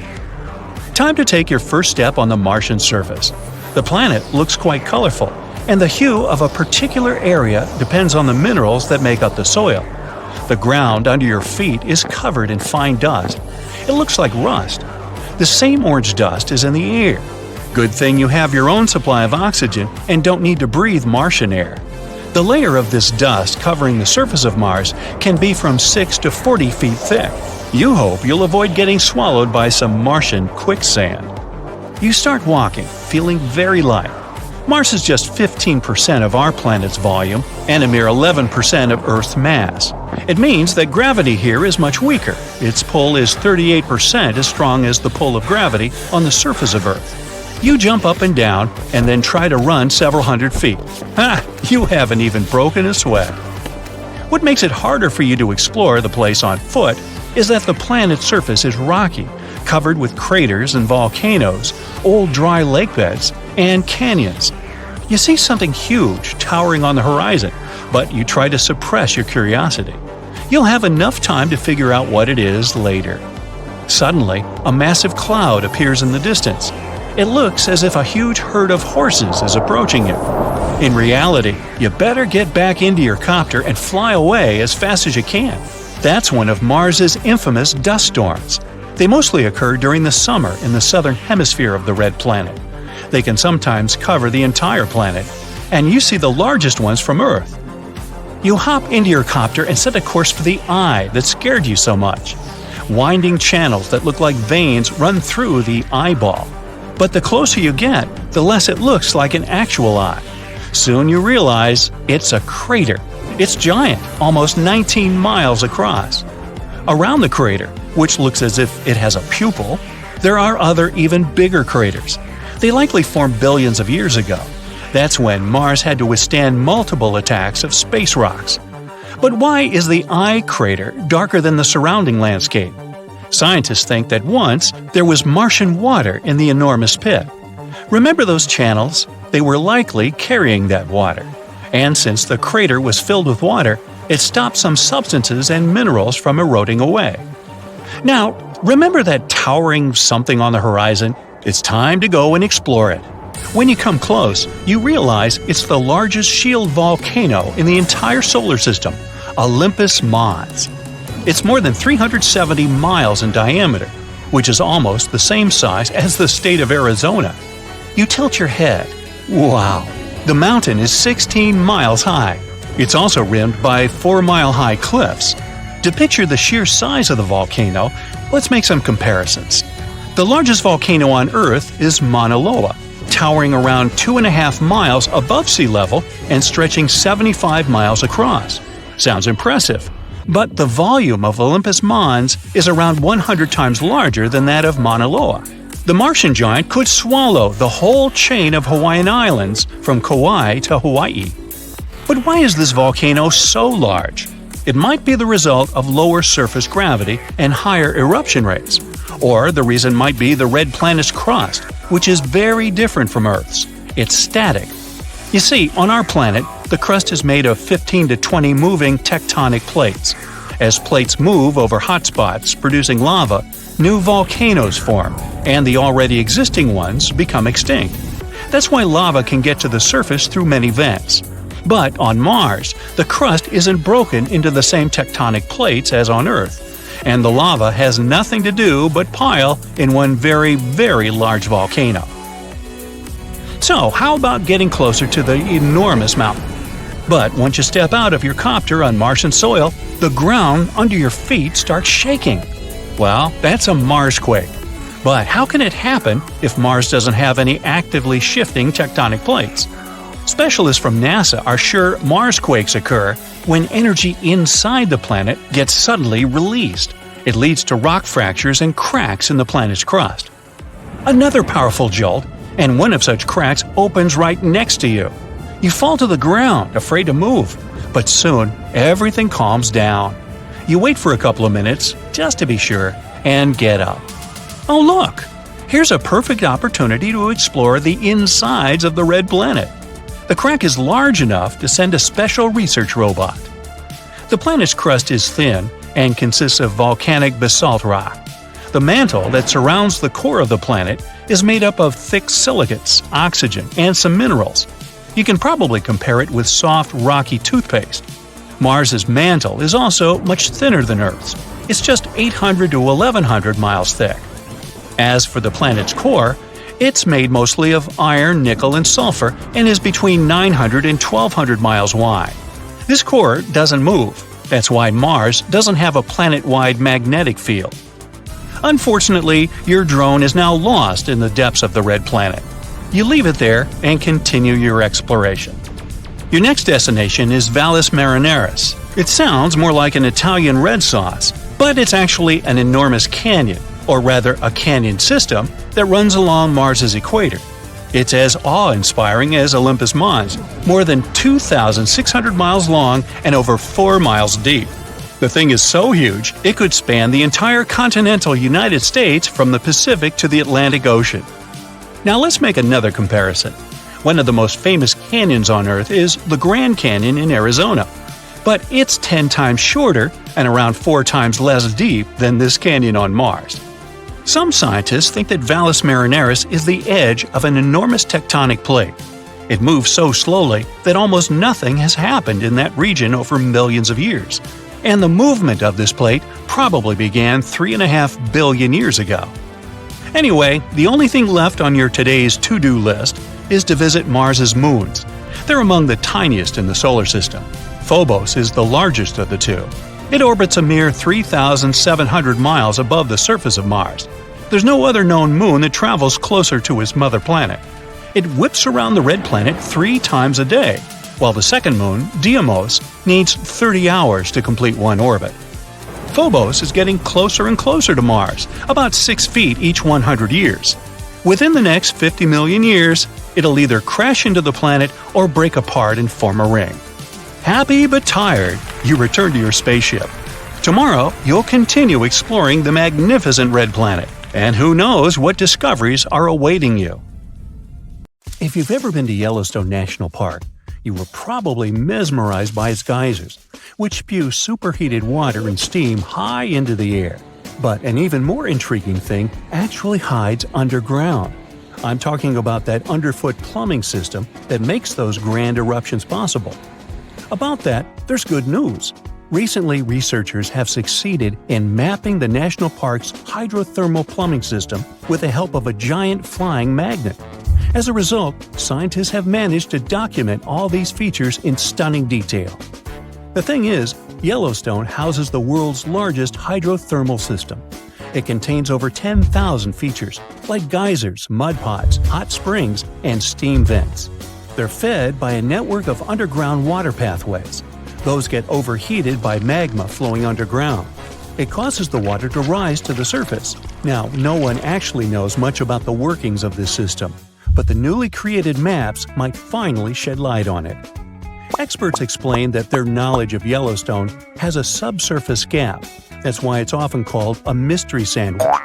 Scientists know quite a lot about the features on the surface because they can observe them directly. And they know what's going on in the magmatic and tectonic system several miles below the surface. But they haven't figured out what's happening in the middle yet.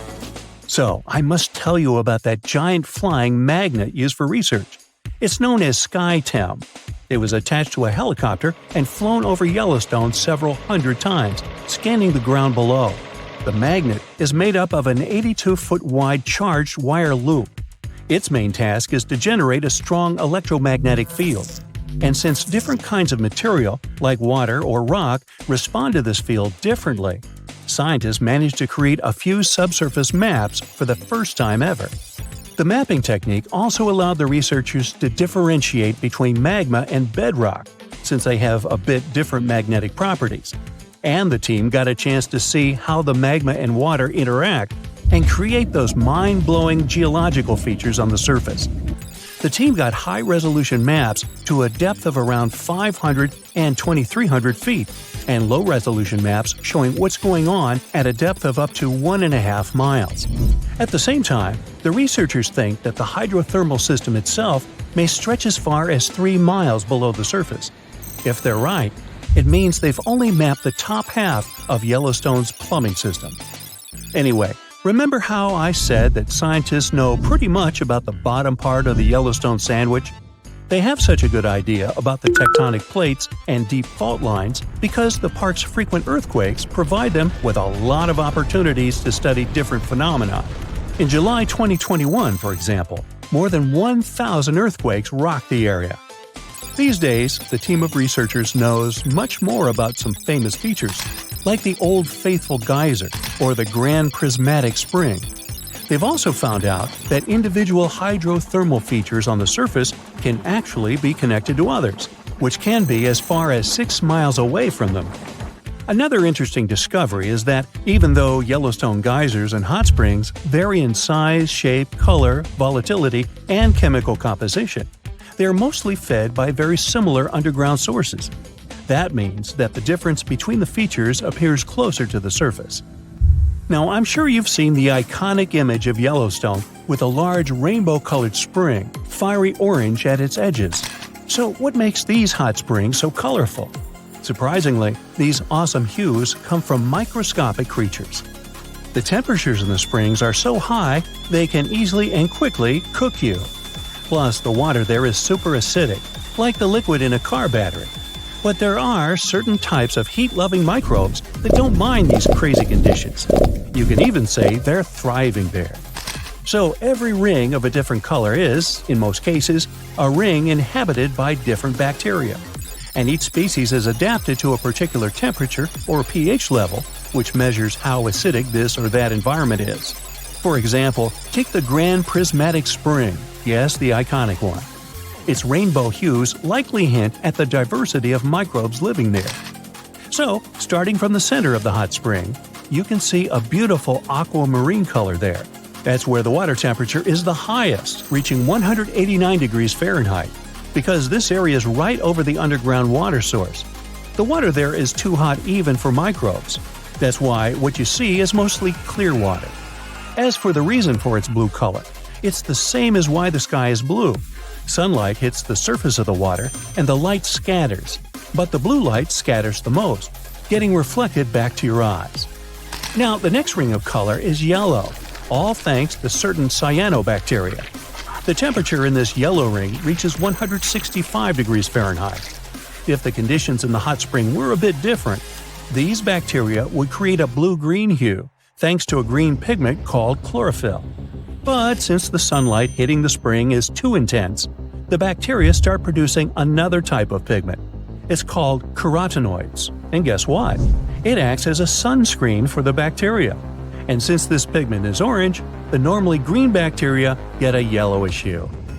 And finally, we've got that bright orange color closer to the edges of the prismatic spring.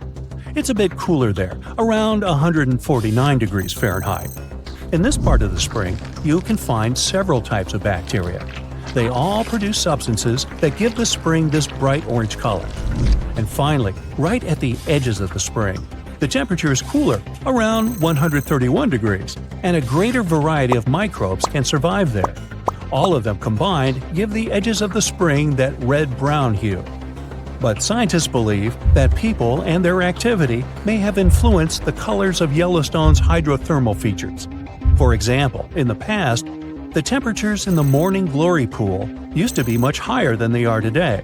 That's why its color was a deep blue. But trash has started to accumulate in the pool, and some of it clogged the vent. This caused the temperatures to drop, which led to microbial growth. As a result, that pretty blue color turned into orange-yellow. As for Yellowstone's geysers, the most famous one is called Old Faithful. It got this name at the end of the 19th century because of how regular its eruptions were.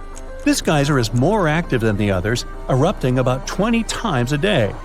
Each of these magnificent events lasts from 1 to 5 minutes, and the fountain of steaming water can reach a height of 180 feet. Now, while talking about Yellowstone National Park, we can't but mention Yellowstone supervolcano, right? Supervolcanoes appear when huge volumes of magma are trying to escape from deep underground. Eventually, they burst through Earth's surface. Sometimes all this magma gets stuck, unable to break through the planet's crust. And then, massive pools of pressurized magma gather at a depth of several miles. The pressure keeps growing because more and more magma is trying to get to the surface. At one point, a super eruption goes off. You don't necessarily want to be around for that. Over the past 50 years, the Yellowstone caldera has risen almost 3 feet. It shouldn't alarm you, though. Experts are sure it's a natural behavior for Yellowstone.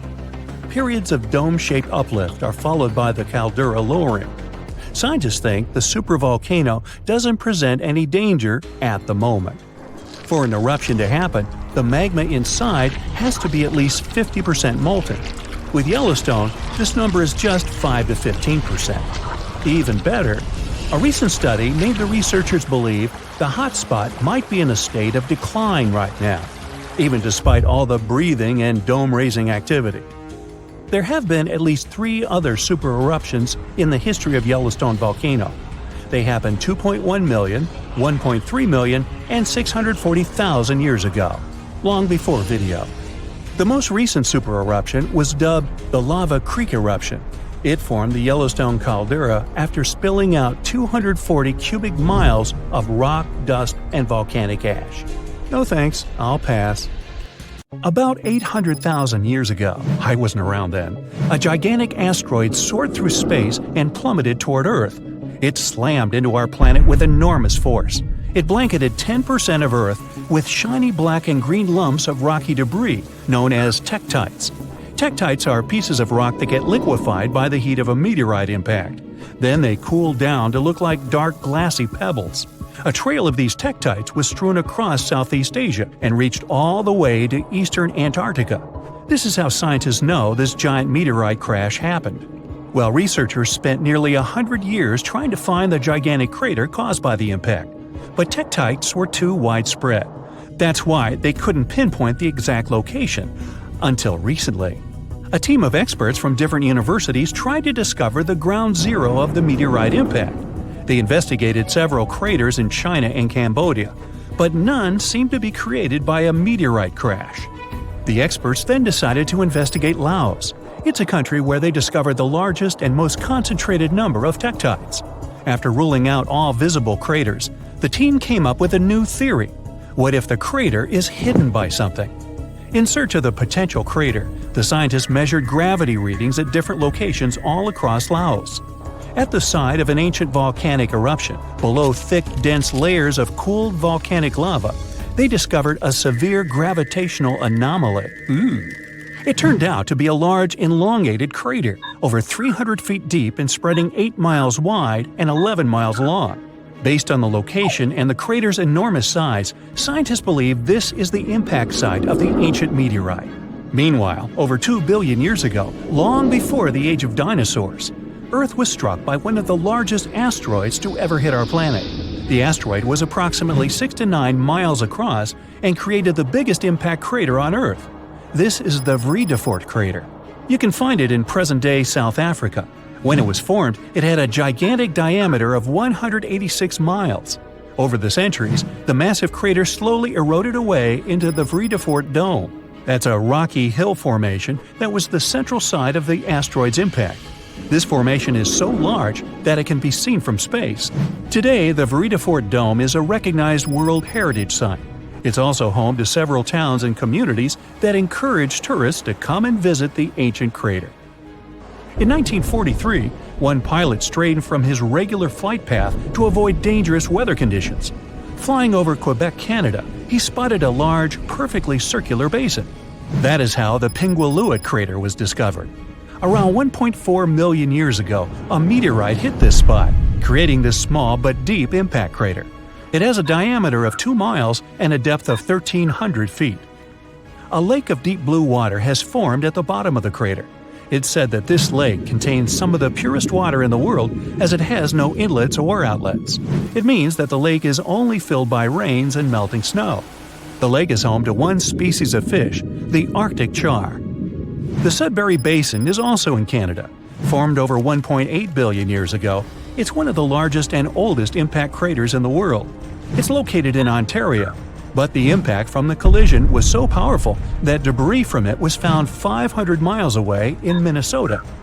Unlike most impact craters that have a circular shape, the Sudbury Basin is an oval.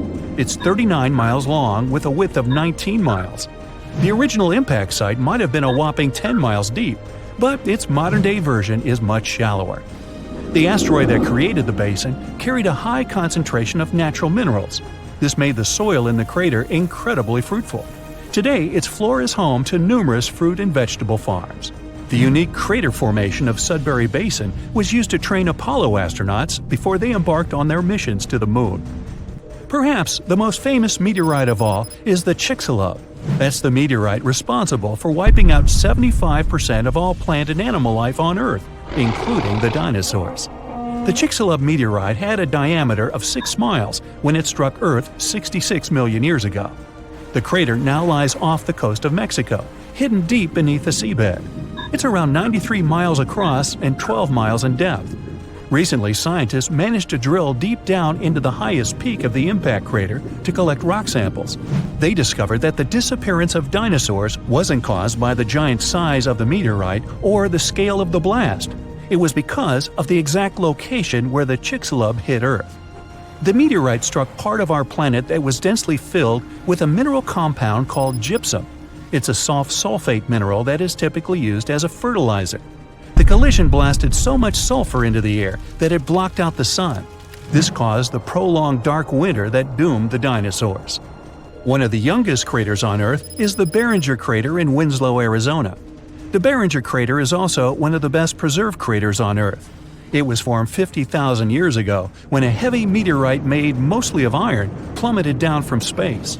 Earth's atmosphere barely slowed down the massive chunk of metal. It collided with the ground with incredible force. The meteorite vaporized upon impact, leaving very few remains.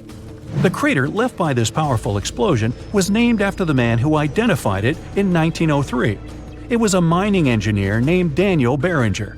The diameter of the crater is 3,900 feet and it goes 560 feet deep.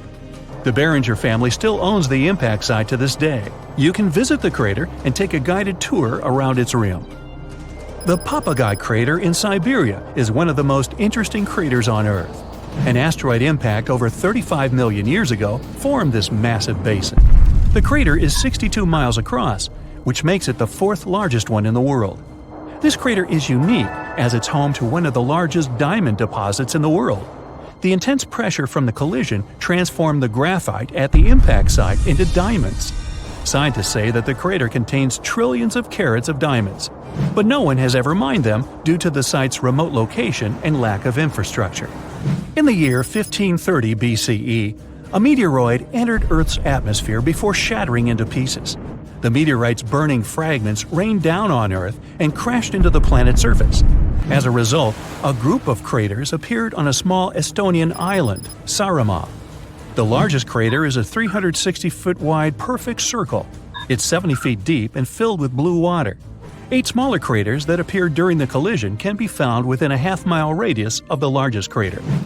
The impact of the meteorite fragments caused the trees on the islands to catch fire. Almost all forests burned down. Luckily, the woodlands have now grown back and the craters are a popular hiking destination for tourists. A meteorite struck the area we now know as Quebec, Canada, around 200 million years ago. This collision created the 6th largest impact crater in the world. It had a diameter of 40 miles. Over the century, the outer rim of the crater has filled up with water. It's now known as Manicouagan Reservoir. The impact crater lake is so large it can be seen from space, and its strange shape gave the lake its nickname, the Eye of Quebec. The oldest meteorite crater in the world is in Western Australia. The Yarabuba crater is 2.2 billion years old. Well, that gets my vote for the best crater name. The impact site is so ancient that the original crater has completely eroded away. Yarabuba's diameter was around 19 to 43 miles. Scientists managed to figure out the age of the impact site by analyzing the ancient crystals and minerals found within the crater. At a distance of 640 light-years from the Sun, scientists discovered planet WASP 76b, where it rains iron. The planet is very close to its Sun and always turn to it in the same side. The term is tidally locked. The temperature on the sunny side is so high that metals melt and evaporate there. The other half of the planet is cool enough so that metals condense again and fall down as rain. Speaking of tidal locks, our moon is the same way. There's no dark side to our satellite, it's just always turned to us with one side. When the moon happens to be in between the Earth and the Sun, what we call its dark side becomes brightly lit. We just can't see it from our planet. Figures. A recent study claims that the moon has a tail, and every month it wraps around our planet like a scarf. A slender tail made up of millions of atoms of sodium follows Earth's natural satellite, and our planet regularly travels directly through it. Meteor strikes blast these sodium atoms out of the moon's surface and further into space. You won't believe it, but the moon seems to be shrinking. Earth's natural satellite is now 150 feet smaller than it used to be hundreds of millions of years ago. The reason for this phenomenon might be the cooling of the moon's insides. It could also explain the quakes shaking the surface of our planet's natural satellite. Astronomers have recently found out that Mars is seismically active. Mars quakes occur there on a regular basis. For several days every month, the moon remains between the Sun and our planet. That's when Earth's gravity picks up that sodium tail. Our planet drags it into a long stripe that wraps around its atmosphere. This lunar tail is totally harmless. It's also invisible to the human eye, 50 times dimmer than what you can perceive. But on those rare days, high-powered telescopes can spot its faint yellowish glow in the sky. The tail looks like a gleaming spot that's 5 times the moon's full diameter. Turns out there are plenty of planets in the universe, and even in the Milky Way galaxy, that have liquid or frozen water on them. The closest one is within our solar system. It's Europa, one of Jupiter's moons. Scientists are almost sure that underneath its frozen surface there's an actual ocean of water. But it's too soon to be hyped about possible life on such planets. Liquid water is only one of many things that have to come together for life to appear on a planet.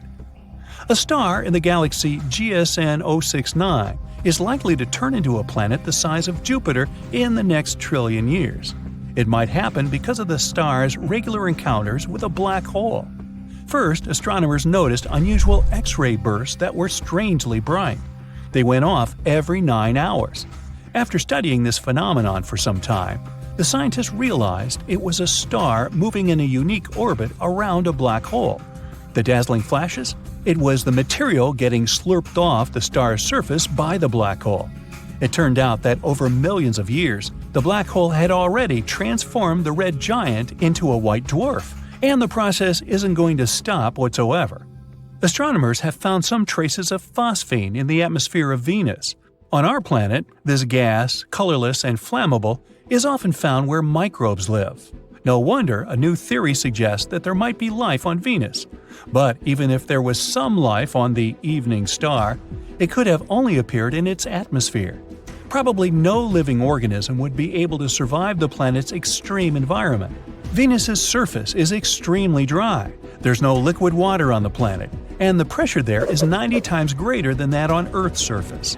The temperatures often rise higher than 900 degrees. That's hot enough to melt some metals. As for vacations there, I'll pass. In fact, there's a place millions of light years away where there's a whole floating space cloud made entirely of water. There's so much of it that we could fill all our oceans 140 trillion times over, slightly more than what we need. Water on Earth is actually a puzzle shrouded in mystery and covered with riddles. The most popular theory is that it was brought to our planet by icy comets and asteroids that left behind not only mighty craters, but the liquid substance thanks to which we can now thrive. But in space, there's a whole lot of organic matter, and under specific conditions, it could yield so much water it would be enough to fill our oceans thousands of times over.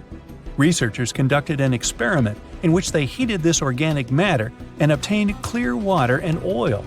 If this is confirmed in future studies, it could mean that even oil appeared on Earth not only thanks to fossilized remains of living beings, but came from outer space as well.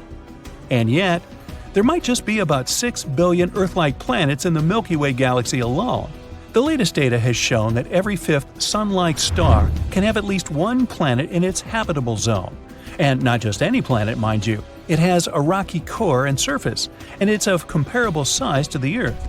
Being inside the habitable zone of its star, such a planet would have high chances of becoming home to living creatures, microbes at least. And if there are billions of these planets in our galaxy, you could safely say that at least one of them is not only habitable, but inhabited already. And now, multiply this by the number of galaxies in the universe, also considering that many of them are much bigger than the Milky Way. This gives us billions upon billions of Sun-like stars and Earth-like planets, and some of them are surely more like ours than others. And get this, we might be able to walk upright because of supernova explosions. About 2.5 million years ago, a supernova sent cosmic rays to our planet.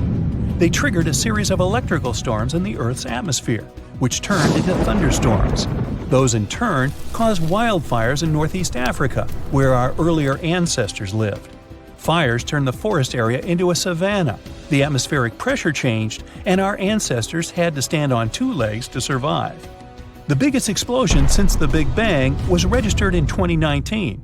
This happened in the Ophiuchus cluster, which unites thousands of galaxies.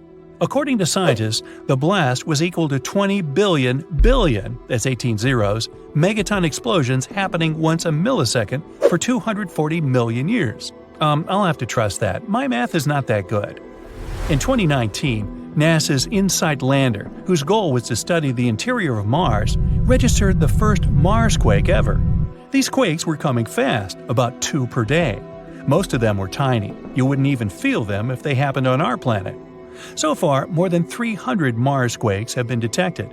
Those are the first quakes on any space body other than Earth and the Moon. Another mysterious phenomenon discovered by the mission was bizarre magnetic pulses.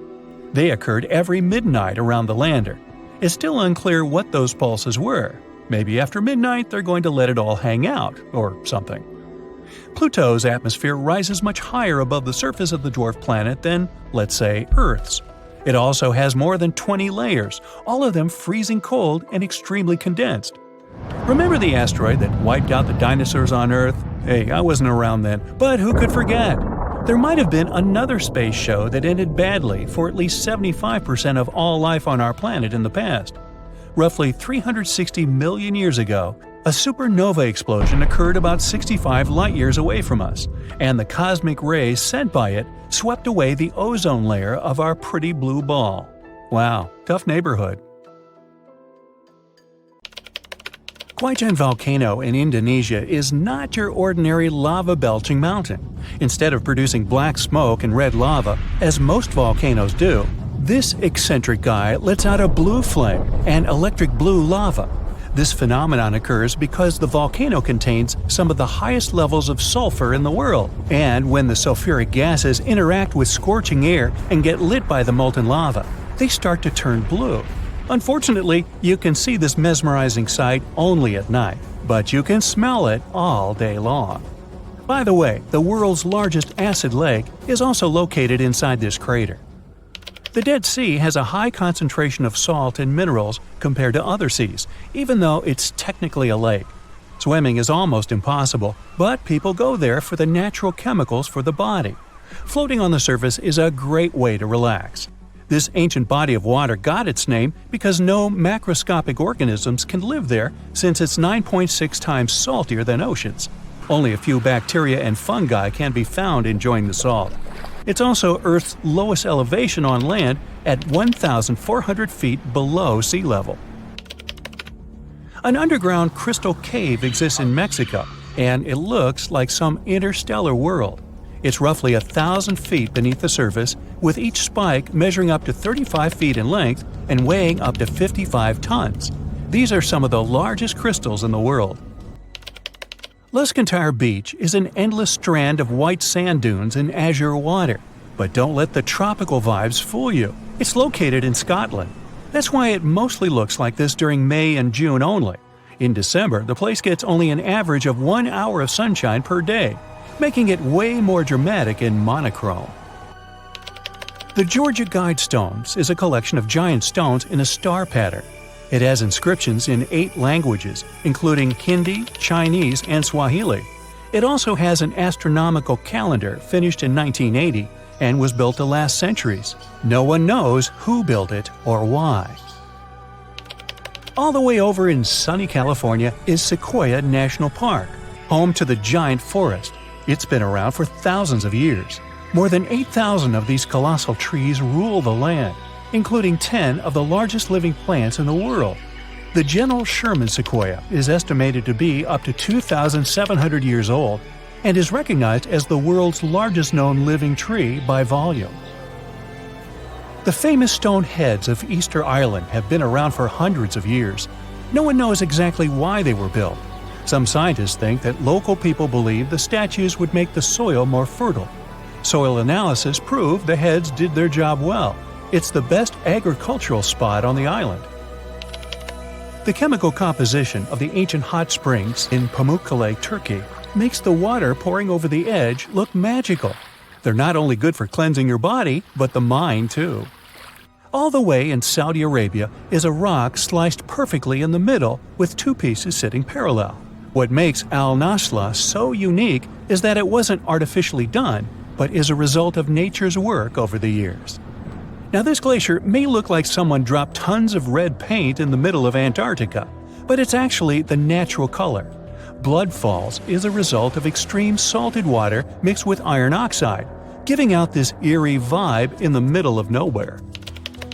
In early May 2018, New England observed one of the scariest and most dangerous phenomena ever, a super long-track tornado. The frightening natural phenomenon started not far from Charleston, New Hampshire, and traveled toward the town of Webster in Merrimack County. It took the tornado 33 minutes to cover 36 miles and become the third on the list of the longest track tornadoes in New England. In the Philippines, you can swim in some of the most crystal-clear waters and discover an underwater world below you in the province of Palawan. The municipality of Coron has white sandy beaches with many small boats riding through the many amazing sceneries. Tristan da Cunha is a small volcanic archipelago in the Atlantic, with the only neighboring cities of Buenos Aires, Argentina, and Cape Town, South Africa. It takes 7 days by ship to get to this unique place. If you want to escape from the rest of the world, staying with the 280 locals will make you feel like you're away from everything. During the first week of January 2018, unusually cold weather in the northeast United States froze the Atlantic Ocean in North Falmouth, Massachusetts. What's more, the ocean was frozen so thoroughly that people were walking on the waves. Now, that's obviously something you don't see every day. Red sand is what makes this beach unique and why tourists flock to Tianjin, China. A red-colored plant called a Sueda salsa dwells in the saltwater. The whole beach is covered in red, with only the top layer of the sea visible. If there ever was a thing that said, "I defy gravity" out loud, it's the stone of Davasco in Argentina. The huge 300-ton boulder stands precariously on the edge of a cliff and rocks a little bit from side to side in the wind. People even checked it by putting glass bottles under one of its edges. They exploded with another movement of the rock.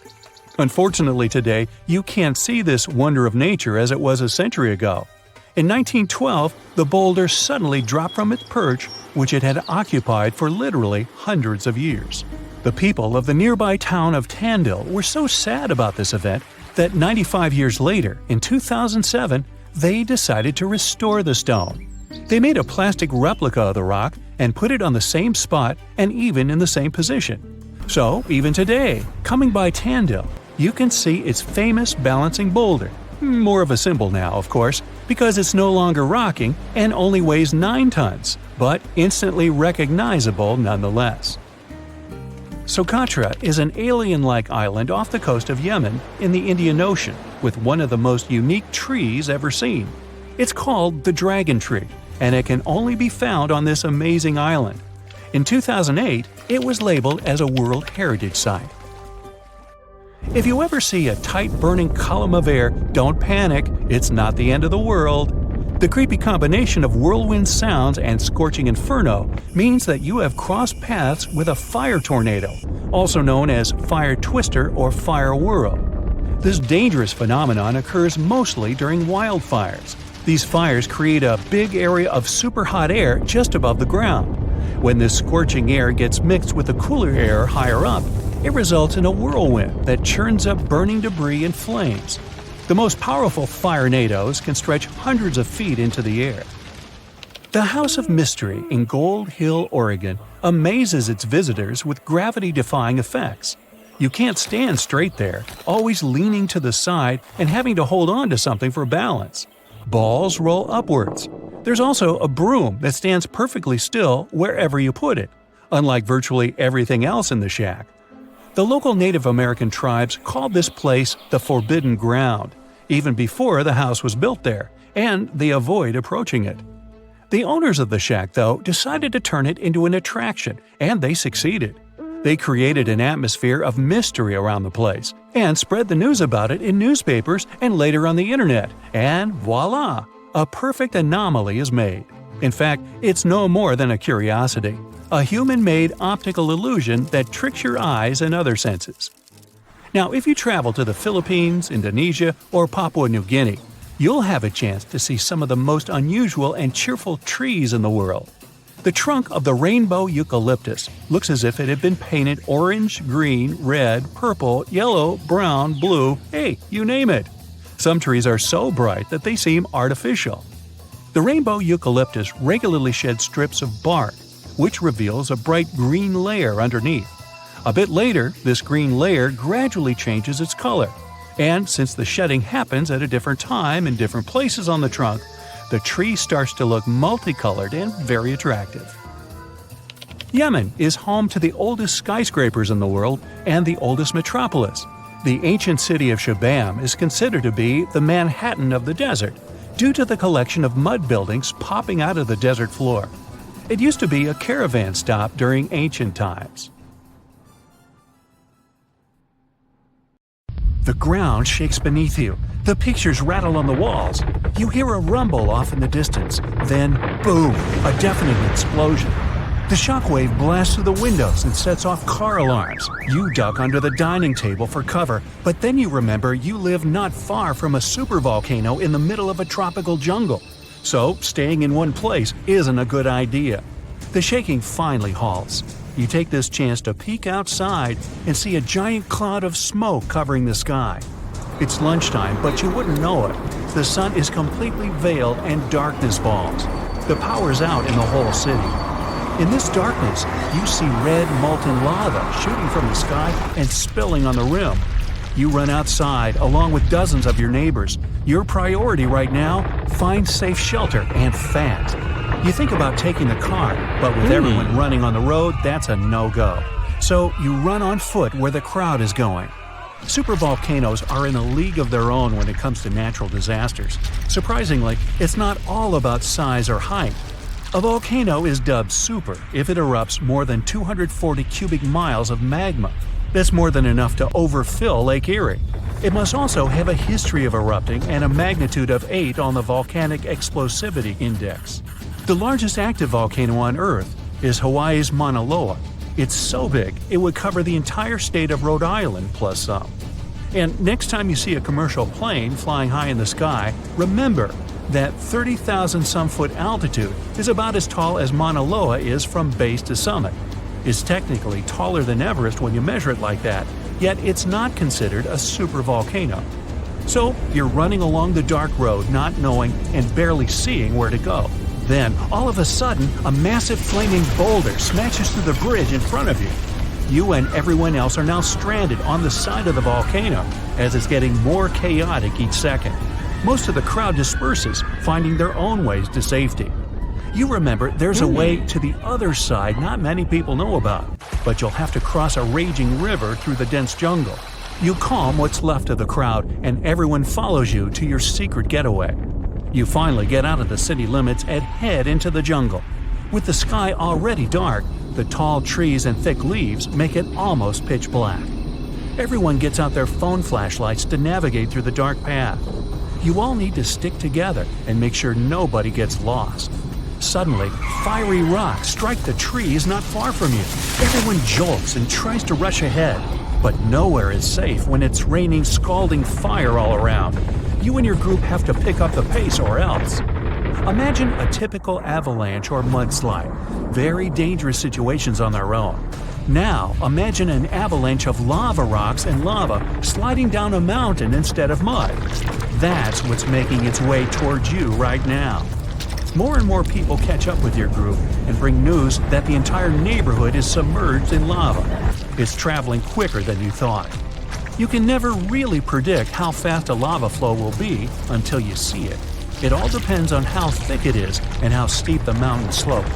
Lava can move slowly at about 20 feet a minute, a fraction of the average person's walking speed. Or it can flow as fast as 30 miles per hour, which even the fastest person on Earth can't outrun. But the lava isn't even the most dangerous problem. If you didn't have protection, the gases spewing from the eruption would fill your lungs, and those spread faster and further than the lava flow. Your eyes and throat would be itchy. You'd get a headache, dizziness, increased heart rate, difficulty breathing. The worst would be passing out from the lack of oxygen. Luckily, everyone managed to grab their gas masks before leaving their homes. You're now entering the treacherous terrain of the jungle and the danger zone. Everyone's phone batteries are giving out one by one, so your vision is even more limited. The terrain is tougher and you can't hear any sounds from the river. At this point, you're not even sure if you're going the right way. But your instincts tell you the deeper you go, the safer you'll be. The path is muddy, and the vines are hindering everyone's movements. That's when you hear something big running through the jungle. It's coming up on you fast. You can't see a thing until it's right up on you. A bear. And there goes a rhino. Wild cats, domestic cats, dogs, different creatures of all sizes and species. They all come running through the jungle right past you. You and your fellow humans aren't the only ones fleeing from the eruption. The rumbling is still going on. Before you know it, a shower of fire rocks strikes right behind you and ignites parts of the jungle. There's no going back. Everyone picks up and runs for it. You hear thunder in the distance. A flash of lightning lights up the dark sky. You think, finally, some rain to wash away this fiery nightmare. But that's not a regular storm brewing. These giant smoke clouds can mimic a thunderstorm under similar conditions. Your luck finally pays off. You hear the river straight ahead. You reach the bank and have to hop on some stones to get to the other side. You almost slip when someone from the group catches you just in time. Whew, that was too close. Not far down the river is a large waterfall leading straight to a shallow lake with sharp rocks at the bottom. The ash from the lava falls like snow, covering most of the trees and landing on the river. Ash is one of the most dangerous things about volcanic eruptions. You're soaked to the bone, but it's a lot better than ash and smoke. And then the rest of the group follow. The next thing you know, the river starts steaming as lava meets the bank and runs into the water. You try your best to speed things up. The lava can heat this water up to dangerous levels, and there are still people slowly crossing the river on the slippery rocks. Luckily, you manage to get everyone across. Well, almost everyone. You turn around and see someone's leg got caught between two rocks. The lava continues to pour into the river. You can feel the heat of the steam. You rush back to this person and try to pull them out. Their leg won't budge. Someone else from the group comes to help, and you're finally able to pull them out in the nick of time. You and everyone else, now exhausted from your trek, keep going as far as possible. That's when you see the main road that connects you to the broken bridge. There are others on the road that got out safely, and even some cars filling up with survivors and heading fast out of the area. The volcano is still spewing lava, and the entire city is flooded with it. What was once your town now looks like a giant burning lake. Planes and helicopters can't fly because of the smoke and ash, so don't count on an air rescue. You're still at risk even though you're on safer ground, so it's still too early to celebrate. Everyone continues to move away from the city. The further, the better. The ground continues to shake, but this time it's even more intense than before. Supervolcanoes are powerful enough to cause many earthquakes. But it's a good thing you're out in the open, far from the buildings and debris in the city. Now, back to reality. Rest assured that a volcanic eruption of this intensity won't happen for a very long time, as in millions of years. Besides, thanks to warning systems and humanity's preparation for such an event, it's extremely rare for even a regular volcano to do as much damage as it could. So, don't scratch Yellowstone off your travel list just yet. Back in 2018, the biggest active underwater eruption ever happened, at least the one that we could officially record. Scientists followed earthquakes that struck the area in the western Indian Ocean off Madagascar. Between 2018 and 2021, over 11,000 earthquakes struck a small island called Mayan between Madagascar and Mozambique. The strongest one had a magnitude of 5.9. Until then, this area had been pretty peaceful. There had only been 2 earthquakes recorded over 50 years. Along with regular earthquakes, there were also some unusual seismic hums, like earthquakes at pretty low frequencies, forming deep underground.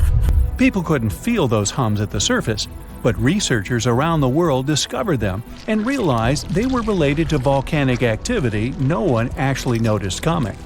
Something strange happened. That underwater eruption created a giant skyscraper-sized volcano. This new underwater volcano turned out to be around 1.5 times the height of One World Trade Center in New York, and almost 10 times bigger than the Statue of Liberty. The area where it appeared had been explored in 2014, but it was almost flat, peaceful, and empty back then. Now, there is an actual volcano nearly 8,500 feet below sea level.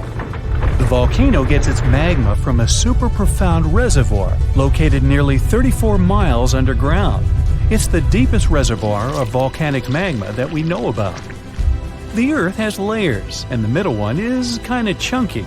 It's very much like peanut caramel filling many chocolates have. Research shows there are probably hunks of oceanic crust deep inside the Earth's liquid mantle. They're stuck there, creating large lumps in something that was supposed to be a smooth layer. Our planet has a rigid outer layer. It includes a hot upper mantle and cracked crust.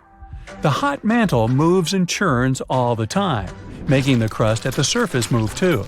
This way, the oceanic crust dives into the depths and makes huge magma plumes go up toward the planet's surface. Scientists even found an ancient piece of the Pacific Ocean hundreds of miles underneath China. Those are the old remains of the Pacific seabed from long ago, and they were pulled downward below Earth's surface into the mantle transition zone. This rocky slab that used to be at the bottom of the ocean is made of the crust and some solid parts of the upper mantle. Most of the volcanic activity on our planet happens where we don't even see it, under the surface of the ocean. About 70% of all volcanic activity happens in the oceans, and mostly in the area of the South Pacific, with over 1,100 volcanoes squeezed into that area. Coastal cliffs, mountain changes, soils, and sediments that line valleys. These are only a small portion of the rocks on our planet. Oceans hide so much more deep down below the Earth's surface. In between the Earth's surface and its core is the mantle.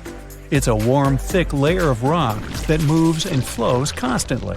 Some hundreds of miles below, there's a place where diamonds grow. As they form, they go through high temperatures and pressure, after which they eventually freeze. That way, when they arrive at the surface, scientists can explore their structure, find out how they formed, and understand better what's going on in the depths of our planet. Thanks to diamonds, they realized the mantle was very wet, and it possibly contained much more water than all the oceans on Earth. Our planet is eating up its own oceans. As its tectonic plates move, dive, and go beneath one another, they drag huge amounts of water into the Earth's interior. The water beneath the surface of our planet can help with developing magma and lubricate faults, which actually makes earthquakes more likely to happen. Water is actually stored in the minerals. It gets incorporated into the planet's crust when new oceanic plates form. They go through the process of bending and cracking as they grind under other plates, and huge amounts of water then go deep into the crust and mantle. Scientists research an area that's 18 miles under the surface. They realize these zones pull 3 billion teragrams, which is more than 2 billion pounds. Any ocean is like a whole new world. There are incredible sceneries below the surface, magnificent waterfalls, lakes, and rivers. There are thick layers of salt beneath the seafloor, and rivers and lakes form because seawater goes through those layers and dissolves them, creating something that resembles pools. The dissolved salt makes the surrounding water denser. That water then settles there, which eventually forms underwater lakes or rivers. But there are also mountain chains, trenches, canyons. There's a canyon in the Bering Sea with more than 8,500 feet of vertical relief. This makes the Grand Canyon look way smaller than it is, since the underwater canyon is nearly 2,500 feet deeper. Deep parts of the ocean are really cold. The temperature of the water can be about 40 degrees, but at the bottom, water can get boiling hot. There are hydrothermal vents in the seafloor. Those are the hot springs located at the edges of tectonic plates. The water they release can reach a temperature of up to 750 degrees Fahrenheit, but the pressure at such depths is very intense. So intense, no human being can handle it. Still, it's the pressure that keeps the water from boiling. Ocean depth is on average 2.3 miles. Light waves can still enter at 3,280 feet, even though it's in a very small amount. So all the mysteries hidden below that point remain in total darkness. The actual illuminated part of the ocean goes until 600 feet. Even though the sun gives us light, most of our planet is dark all the time. It's all because of the oceans, covering over 70% of our planet. The loudest sound that came from an ocean, and of the loudest sounds ever recorded, came from an ice quake. It was so loud, researchers picked it up by sensors more than 3,000 miles away. There was a seismic activity that made frozen ground break down. The Antarctic ice sheet is bigger than the continental part of the United States and Mexico together. A big iceberg from Antarctica holds over 20 billion gallons of water, which could make a 5-year water supply for 1 million people. Humans can generally drink sea ice, although we can't drink sea water. As time goes by and the ice ages, the brine trapped between ice crystals drains out. That way, ice becomes fresh enough to consume it. If all the ice sheets and glaciers we have on the Earth melted at the same time, the sea level would rise another 260 feet, which is just a little shorter than the Statue of Liberty, the height of a 26-story building. Clams live long enough to tell us more about oceans past. Ancient mollusks can live for more than 500 years. To learn more about a tree, you can use its rings to see how old it is. To learn how old a mollusk is, you can examine its rings within the shell and tell. This is also how scientists get information about the ocean, climate, and whatsoever. Clams can help take a look at what happened about 1,000 years ago. The Earth doesn't have 4 but 5 oceans now. The new one, called the Southern Ocean, was officially recognized only a few months ago. It borders the Atlantic, Pacific, and Indian Oceans, so scientists couldn't agree if it's really a new ocean or just part of the colder regions of these 3. We don't only divide oceans on maps. Each has different conditions for unique marine species. For example, the Southern Ocean has leopard seals, orcas, minke whales, emperor penguins, and other animals that live in cold, icy seas. It's also home to krill, small creatures that look like shrimp and are food for many bigger animals that live there. Life on our planet started about 3.5 billion years ago. I wasn't around then. It's still a mystery how and when exactly, but some theories say life could have first emerged in the depths of the ocean. A few years ago, scientists found microscopic tubes and filaments within rocks formed about 4 billion years ago. These rocks are fragments of ancient oceanic crust. Also, these tiny tubes and filaments are similar to microbes that can still be found on hydrothermal vents in deep parts of the ocean. The idea is these living cells found conditions to stay alive in tiny rocky pores inside the chimneys of those vents, and started the amazing adventure of the evolution of life on our planet. Our Sun. Scenario 1. Something strange just happened now. Every TV channel, the news, they're all talking about a black hole that came closer to us, on the spot where our Sun used to be. You can even see an accretion disk, and the background of the sky looks kind of distorted, which means it got really close. Normally, black holes are so far away that we can't see them with the unaided eye. You can't even see them with a telescope directly. What's it doing here so close? And where's the Sun? Did the black hole swallow it? The Sun used to be in the center of our solar system, far enough not to burn us, but still close enough to give us light, warmth, and beautiful scenes when it rises in the east and goes to rest in the west. Hey, this one even rhymes. Well, it gave us life. The most massive body in our solar system contains 99.8% of its total mass. It's so wide, you could fit more than 1 million Earths inside of the Sun.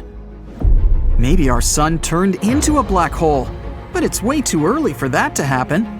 I mean, that's how they form, when enormous stars come to the end of their life cycle and explode, which is called a supernova.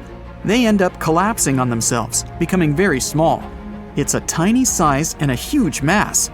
That's what makes black holes' gravity so strong, and even light that comes too close can't escape. And all the stars in the universe are shrinking and will disappear at some moment. Our Sun loses 4 million tons of mass every second, and eventually, the only energy left in the universe will be generated by black holes.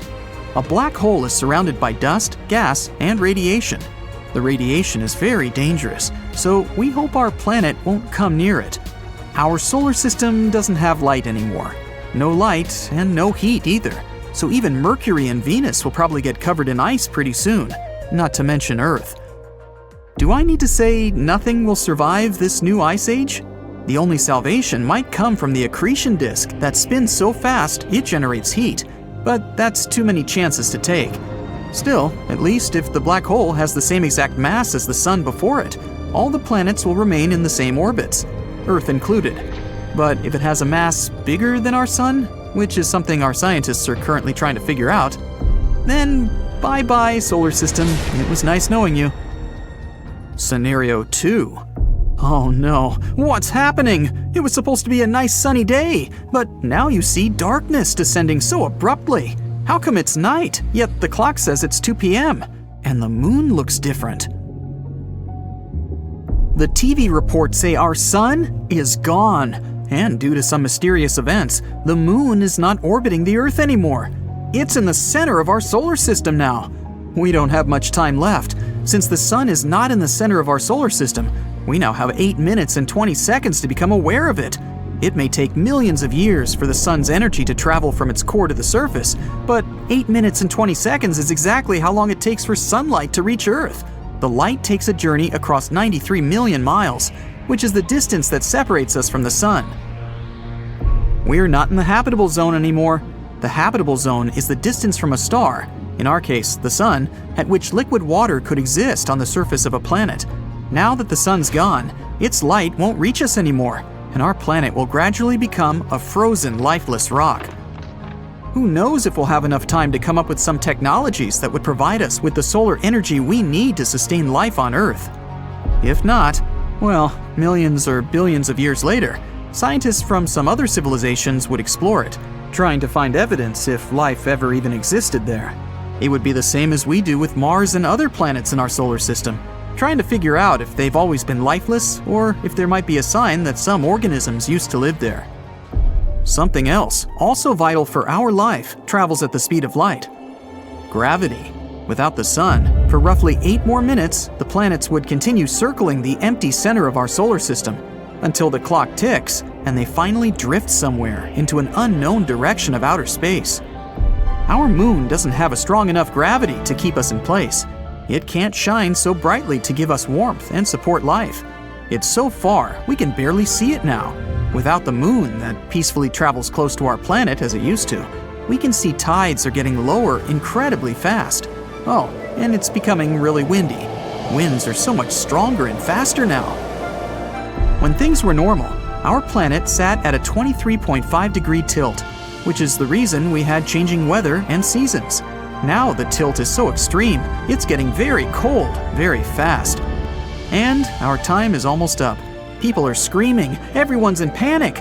We still have maybe 1 minute left until we sink into eternal darkness.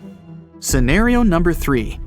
We're not sure what exactly happened and how the life we carelessly lived yesterday came to an end. No one could predict it, but it seems that, out of nowhere, a giant neutron star took the spot where our sun used to be. It's not something we'd recognize on our own. We just noticed something was different, and the sun kinda got smaller and weirder. The rest we heard on the news, and no one knows how it happened. Maybe our sun is somewhere behind the neutron star, or the star pushed it out of our solar system and into an unknown direction. A neutron star is the densest space object we know about. It has almost twice as much mass as our sun, but it's all squeezed into a star only 10 miles, 15 kilometers across, which is about the size of a city on Earth. A neutron star forms when a huge star runs out of fuel. It collapses in a big explosion. Its very central region, the core, collapses, which is why every electron, negatively charged particle, and proton, positively charged particle, crush together into a neutron, which is either uncharged or neutrally charged. We're in a very tricky situation now, basically waiting for our end to come. This neutron star has gravity 2 billion times stronger than the one Earth has. This means our new sun will pull all the planets in our solar system towards itself and eventually destroy them. It's already started. For the first time that we know of, the planets are leaving their stable orbits, attracted by the powerful force of the neutron star. It's becoming chaotic pretty fast. And it won't stop there. A neutron star rotates more than 700 times every second, which is incredibly fast. Our sun rotates once every 27 days. So, after it destroys all the planets, including us, this star will continue whirling throughout the universe at about 1/5 the speed of light. Maybe it will slow down and fizzle out with time, but maybe not. After thousands of years, many neutron stars begin to slow down and blow out. But that doesn't always happen. If it meets another star, it will orbit it and start to feed off its atmosphere until it collapses at some point and turns into a giant black hole. Our sun was going to burn out anyway. Until the neutron star showed up, the sun was 4.6 billion years old, which was about halfway through its lifespan. It had already burned off about half of its hydrogen stores and had enough supplies for another 5 billion years. It was eventually supposed to end up the size of the Earth. After running out of fuel, it would have simply collapsed. It would have retained its enormous mass, but its volume was going to be similar to that of our planet. No sun, no life, so the result would have been basically the same. But this way, it would have been a slow process. Who knows if humans would even inhabit this solar system in those times? But with neutron stars, things move towards the end pretty quickly, and it's way more chaotic. If the neutron star was going crazy somewhere far away in another galaxy, we'd only see it in the shape of a distant flashing light that we call a pulsar. But this way, boom! It seems like NASA and China are each planning to send humans to Mars. Both space agencies have tentative plans to launch the first crewed missions by 2033, right when Mars and Earth are playing a game of tag. And that's not all. Other missions may happen in 2035, 2037, and beyond. The ultimate goal is to build a Mars habitat for future exploration and research. So, how are they going to do that? Well, let's find out. Now, traveling to Mars isn't as easy as hopping on a rocket. The distance between our planets can change a lot over time, ranging from around 35 million miles to 250 million miles. And even with our best technology, it takes 6 to 9 months just to get to the red planet. So, a round trip to Mars could mean spending 3 years away from Earth, dealing with extra radiation and floating around in microgravity. But NASA's Jet Propulsion Laboratory has some exciting news. Scientists have been working tirelessly to design a minimal architecture mission to Mars. They're thinking that 2033 is the perfect year to make it happen. So here's the deal.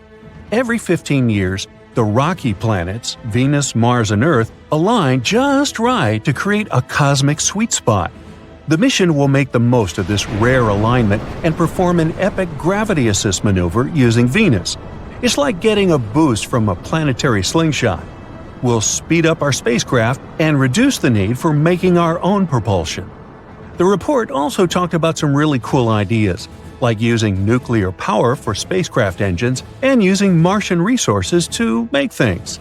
These technologies could make space travel faster, protect astronauts from radiation, and make it easier to live in space. They might even let us make resources and fuel right on Mars. So, this is how the plan goes down. First, we'll launch a spacecraft towards Mars.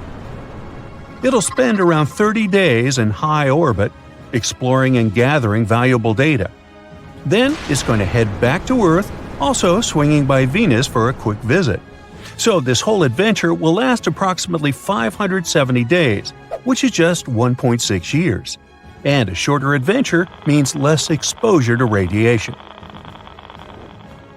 Now keep in mind, this mission will focus on orbiting Mars rather than landing on its surface. It's just a stepping stone, paving the way for future landing missions. Just like Apollo 8 mission orbited the Moon before Apollo 11's historic landing. Landing on Mars by 2033 might be a bit too ambitious due to funding constraints, but who knows? If all goes smoothly, it could become a reality. Now for the coolest part. We don't need fancy new technologies or vehicles for all this. We'll make use of existing ones that are already in production or being studied for the Artemis moon program. Now let's break down our Mars mission vehicle. a big puzzle of many parts. And guess what? It was put together by a community of space enthusiasts back in 2017. That's right, it wasn't the scientists who produced it first. But now, this isn't just some fantastic idea anymore. Most of these things are already becoming a reality, being made or planned by NASA. So let's take a look at this concept.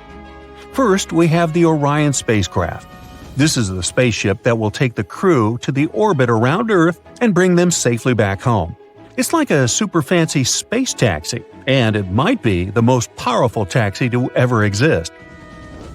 It's combined with 3 powerful propulsion stages, and we're also using a special fuel that doesn't need to be ultra cold like in the movies. Next, there's the Earth departure stage. This is an important part of the mission.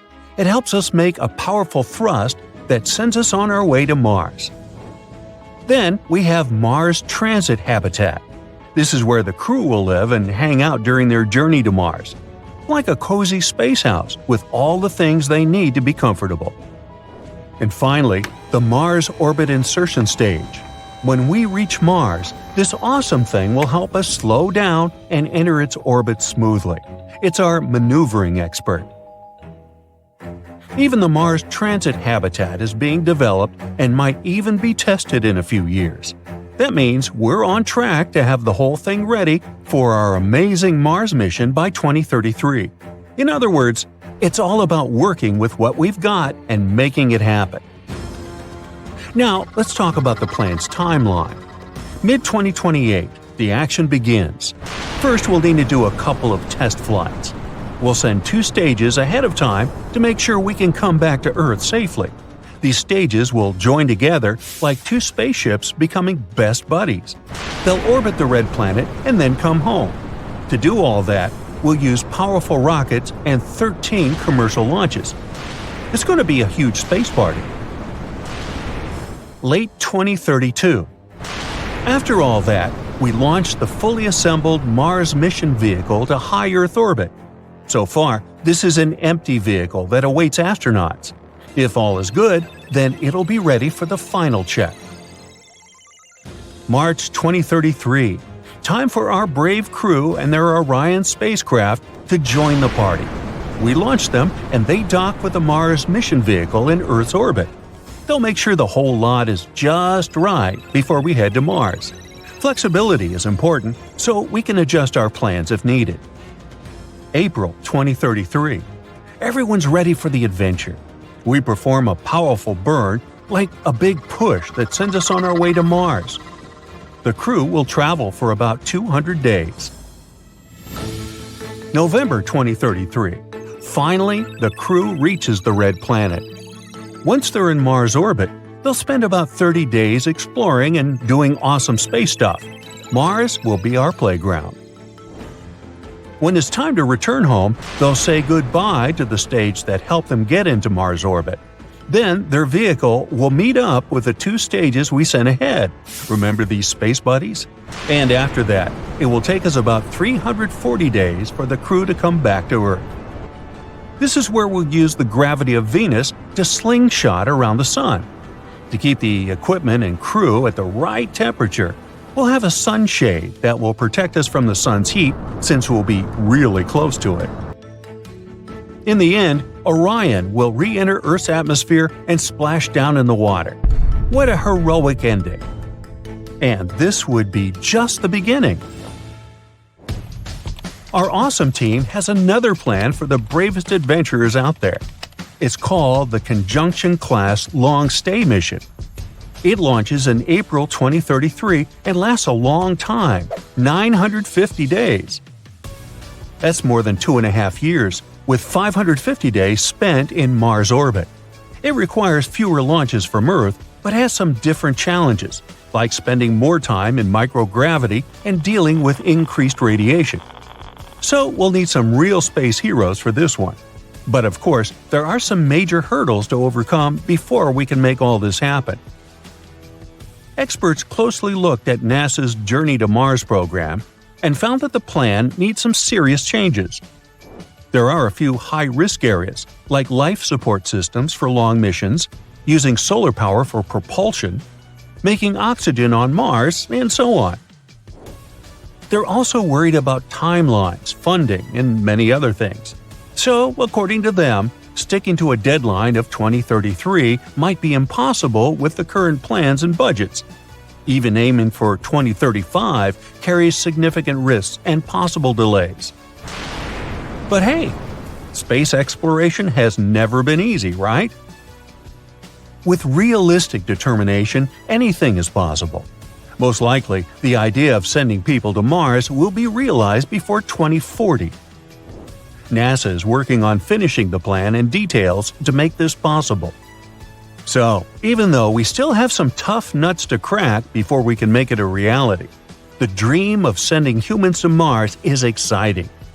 It's a thrilling adventure full of challenges, discoveries, and the spirit. It happened in Iceland on Friday, March 19, 2021, at 8:45 p.m. About 20 miles southwest of the capital. Molten rock suddenly burst through the surface from below. Bright lava fountains then lit up the night sky. A volcano in this valley finally woke up after almost 800 years of sleeping soundly. We divide volcanoes into three categories: active, dormant, or extinct. Around 1,900 of them around the globe are considered active. That means they've erupted in the recent past and will likely do it again in the possible near future.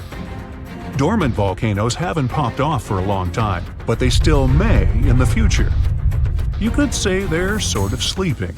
As for extinct ones, those guys haven't done anything in more than 1 million years.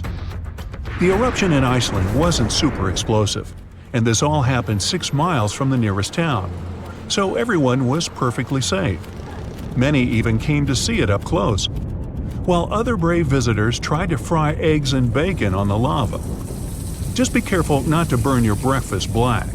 Lava can be over 2,000 degrees Fahrenheit. It burns everything in its path. Yet it also produces some of the most fertile land for agriculture.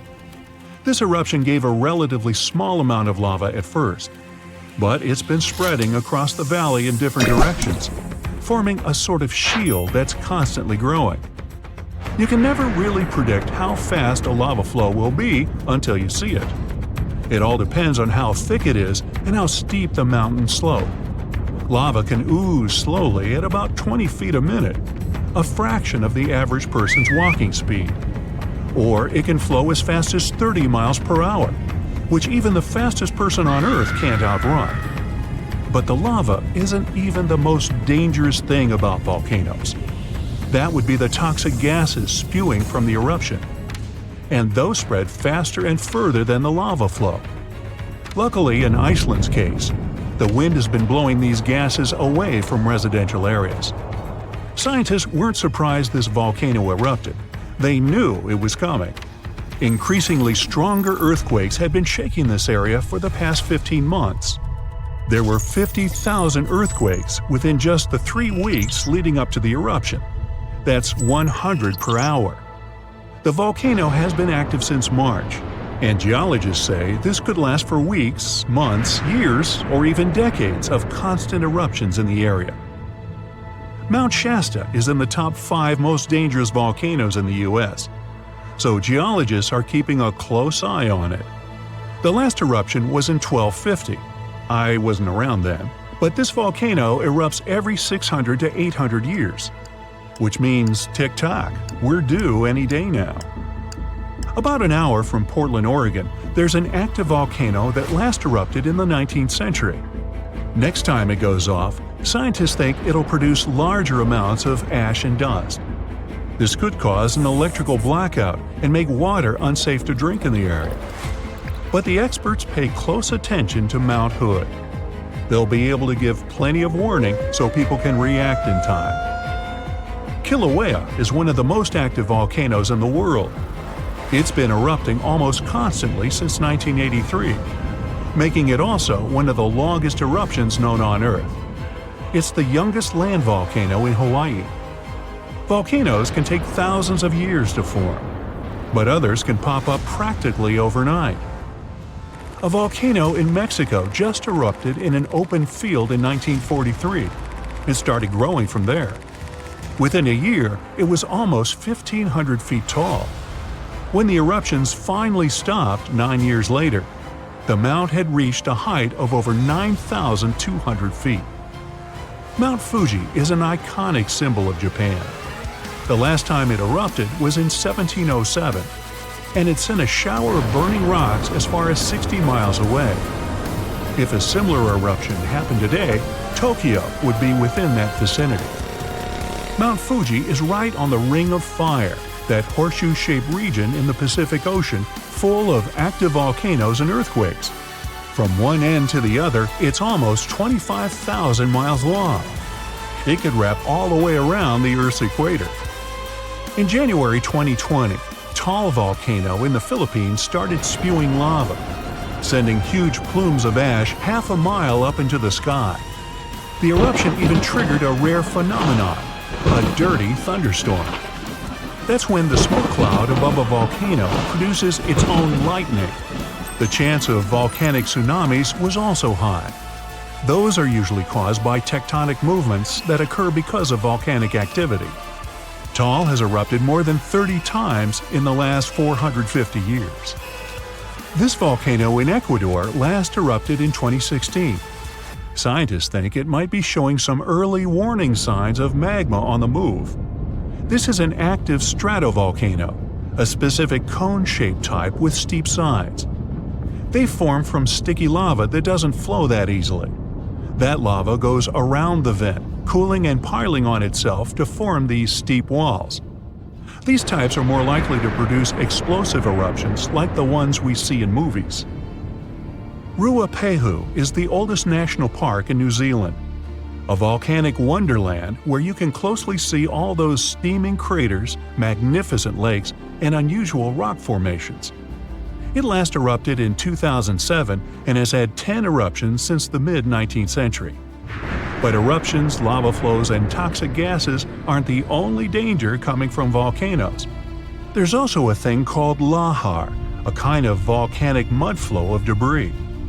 In between eruptions, snow melts and a lake forms in the caldera.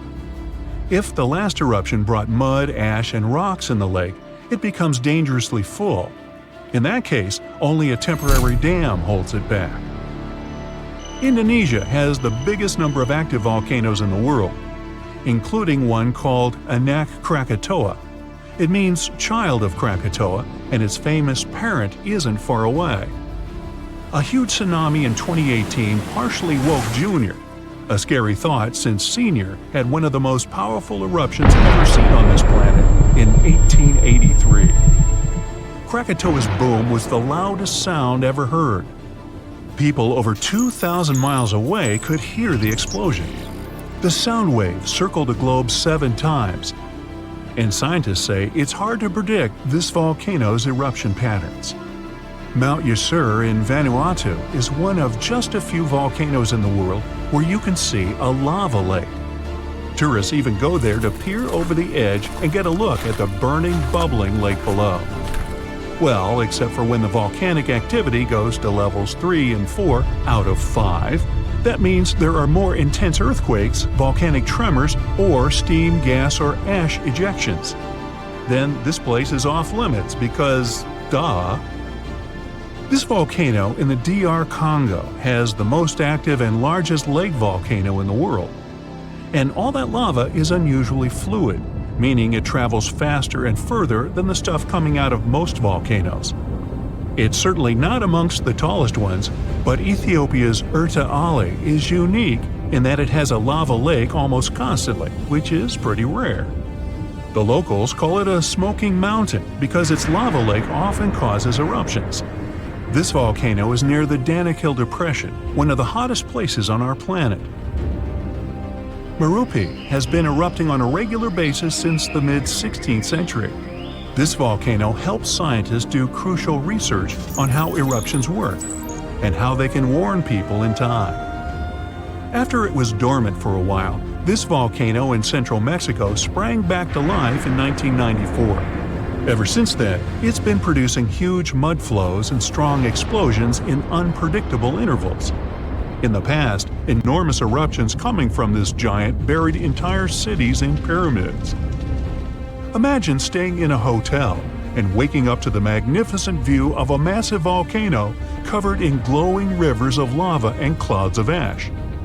When it lets off heat, visitors to this area in Guatemala take a chance to roast some marshmallows there. One of the most active volcanoes on Earth is on a small island north of Sicily. Stromboli has regular explosions, together with glowing lava coming from vents inside the crater. Not too far away is Etna, Europe's most active volcano and one of the biggest continental ones in the world. By the way, Earth definitely isn't the only planet with volcanoes. The largest one in our solar system is on Mars. It would cover the entire state of Arizona, and it rises nearly 3 times higher than Mount Everest. Ooh, don't look down. Hold on to your space helmets because NASA's Curiosity rover has just stumbled upon the wildest rock formation ever. And on April Fool's Day, isn't that just the weirdest coincidence? The device captured some images with some rocks that look like dragon bones. Now, let me take you back to 2012 when Curiosity made its grand entrance on Martian soil. It was like the queen bee of rovers, the biggest and most capable one at the time. And boy, has it been making waves since then. It's even discovered evidence of water and organic molecules on Mars. These findings were giant leaps in our quest to find out if Mars ever had its own little creatures. But hey, let's not forget that Curiosity is no spring chicken anymore. It's been trotting around Mars for a solid 11 years, and its heyday may have come and gone with the launch of the shiny new Perseverance rover. Nevertheless, Curiosity still manages to capture our imagination with its knack for spotting familiar-looking rocks. From objects shaped like fish backbones to ones that resemble traffic lights, Curiosity has given us plenty to marvel at.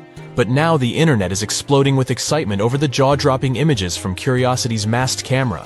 People are going bonkers over what can only be described as dragon bones.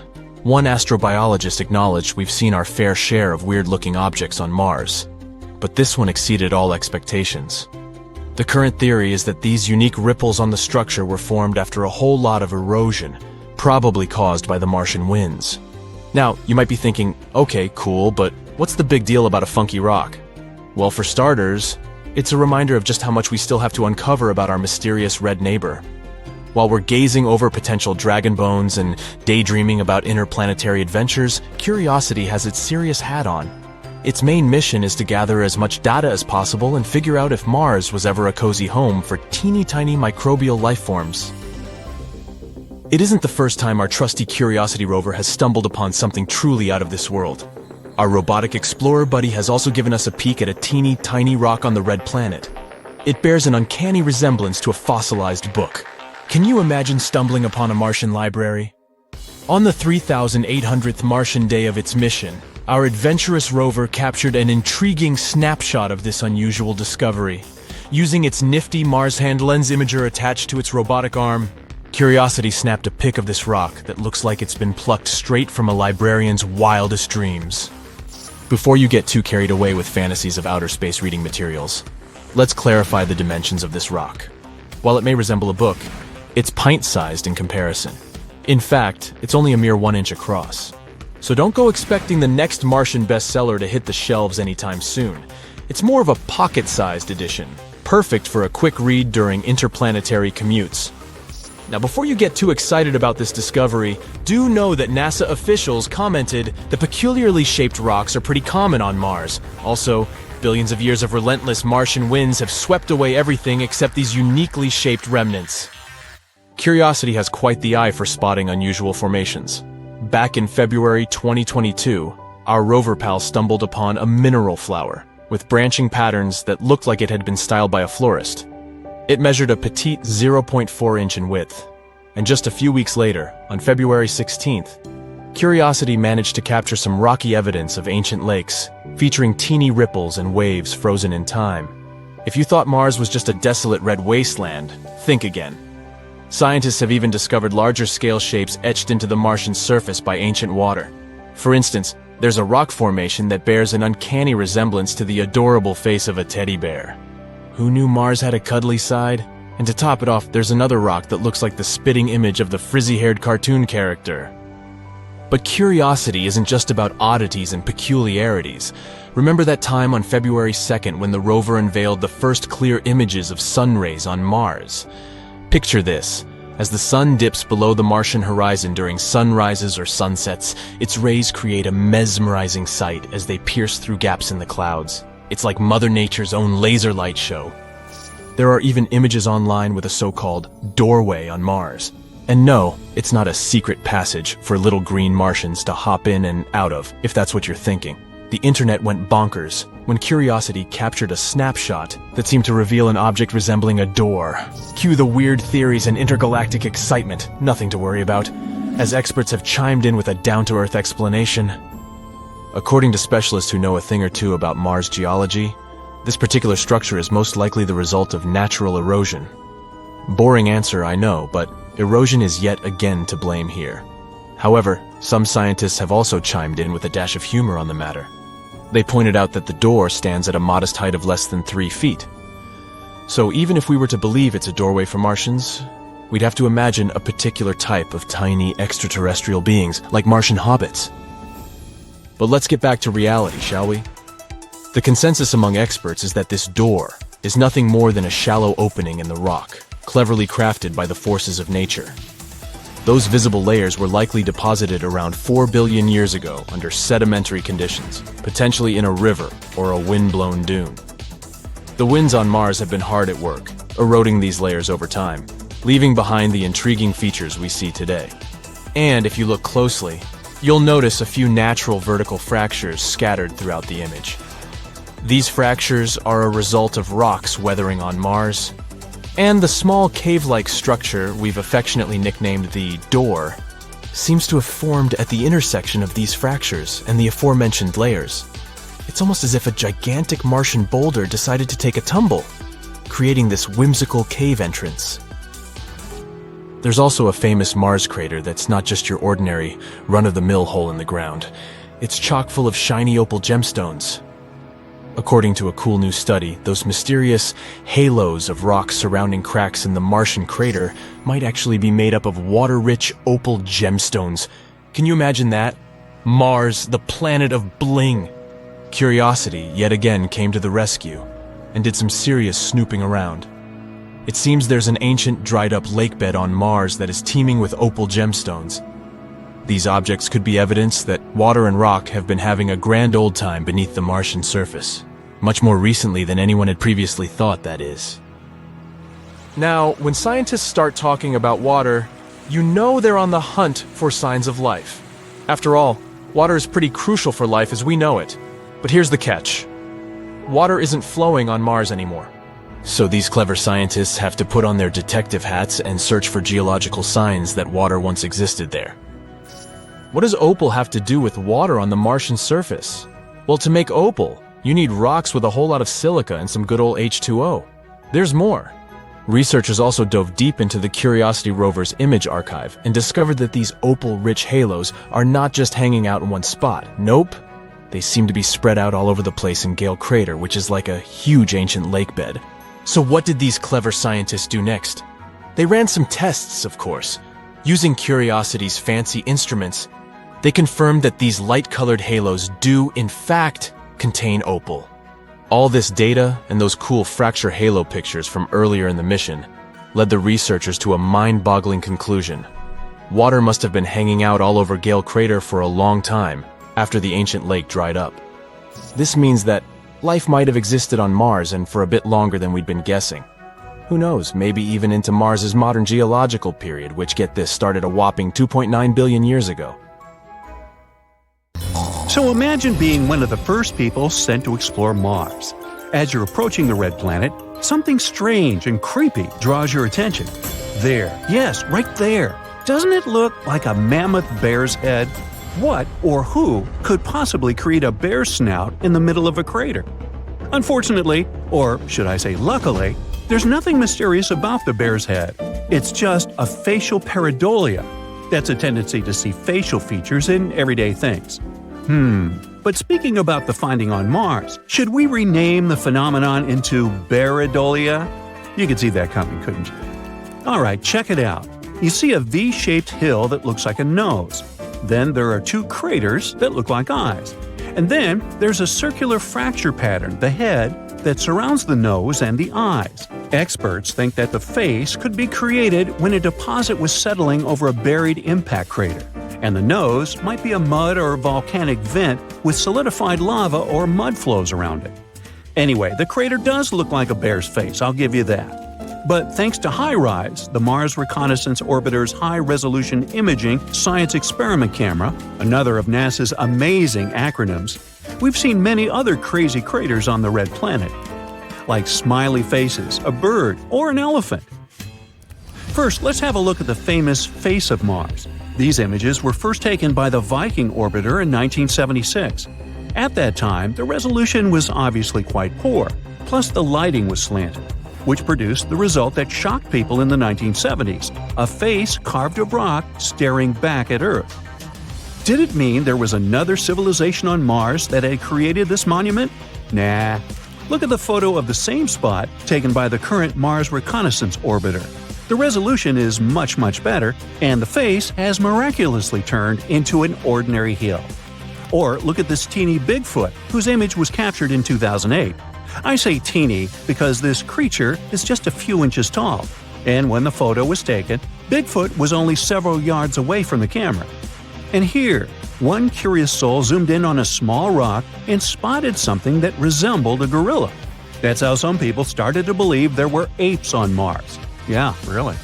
Let me show you some more examples of imaginary creatures and faces on the red planet.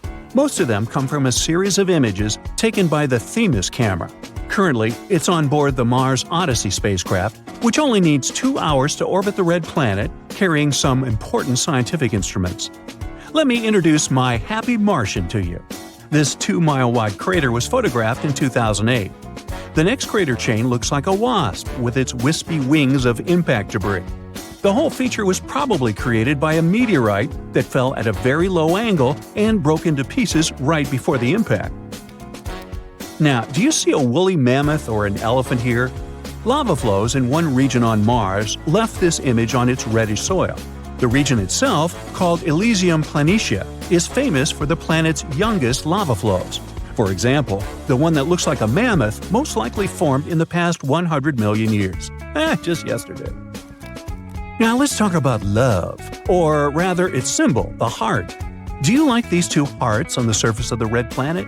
This one is actually a mesa top outlined by frost, and this heart shape is an impact crater. The hit tore away dark surface material and exposed lighter soil underneath.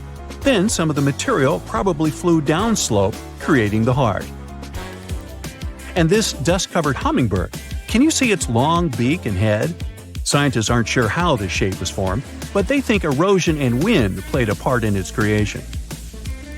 These dark sand dune deposits look like a howling wolf. And here, can you see a series of interlocking gears? This image looks like the letter T, right? The right angle fracture was created by the tectonic stretching of the Martian crust. Do you think we might find other letters of the alphabet on Mars too? Why not? And now, how about another bizarre thing astronomers noticed on the surface of Mars? Is that a door to someone's house? It was NASA's Curiosity rover that sent this image to Earth. It became viral because this formation over here, see, looks like a door. Unfortunately, scientists, due to their rational minds, were quick to disappoint us. They claimed that it was just a natural part of the Martian landscape. There were several clues that made them think it wasn't a real door. For example, the opening is tiny, a mere 3 feet high. They're sure that what looks like a door is actually an opening in a rock created by natural forces, like winds and erosion. If you look at the rock closely, you may notice strata. Those are layers of silt that stand out because they're harder than the surrounding material. These strata dip here on the left and a bit higher on the right. They likely appeared around 4 billion years ago in a river or a wind-blown dune. Since the strata became visible, powerful Martian winds have eroded them even more. And look at this. See those cracks? That's how rocks weather on the red planet. This small cave probably formed when several fractures crossed the strata. A pretty large boulder might have fallen out under its own weight, and this created the door-shaped opening. This theory is quite plausible, because even though the gravity on Mars isn't as strong as on Earth, it's still strong enough to do it. Besides, see that rock to the right of the opening? It has a suspiciously smooth vertical edge. It must be the culprit. It probably fell out not so long ago. But it's not only the red planet that can boast of having unusual formations. Let's take this comet, for example. This image was taken by the European spacecraft Rosetta in 2014. Can you see a face on its right-hand side? Or the moon. Here's its famous rabbit. It sits upside down with its ears pointing downward. Some people see a man on the moon. It can either be his face or the entire body. If someone sees the whole human figure, it usually looks like it's carrying sticks. Sometimes it's a toad. To spot it, look at the top left-hand side of our moon.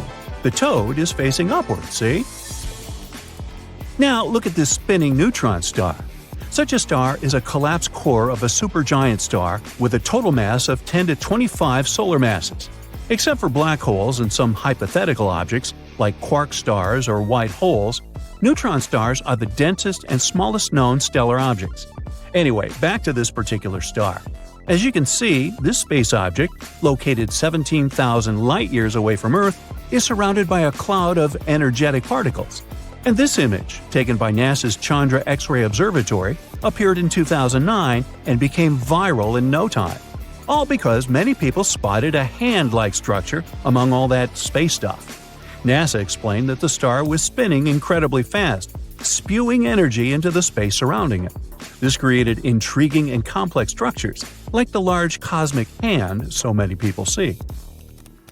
Now look at the Horsehead Nebula in the constellation Orion. This is a freezing cold and dark cloud of dust and gas that was first noted in 1888.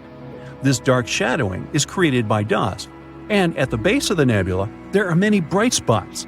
Those are young stars at the stage of formation. Pay attention to this extremely bright star in the top left side of the Horsehead. Its radiation is so powerful that the star is starting to erode the cloud around itself. It means that, in millions of years, the nebula might not resemble the head of a horse anymore. Well, I won't be around then. The European Southern Observatory Very Large Telescope has captured an image in which we can see the collision of 3 different galaxies. We can even observe the effect they have on each other. But the coolest thing is that, while colliding, they created a recognizable shape. Because doesn't it look like a giant space hummingbird? Asteroids flying around is sometimes like a fierce game of dodgeball, where you never know when some of them can go in your direction.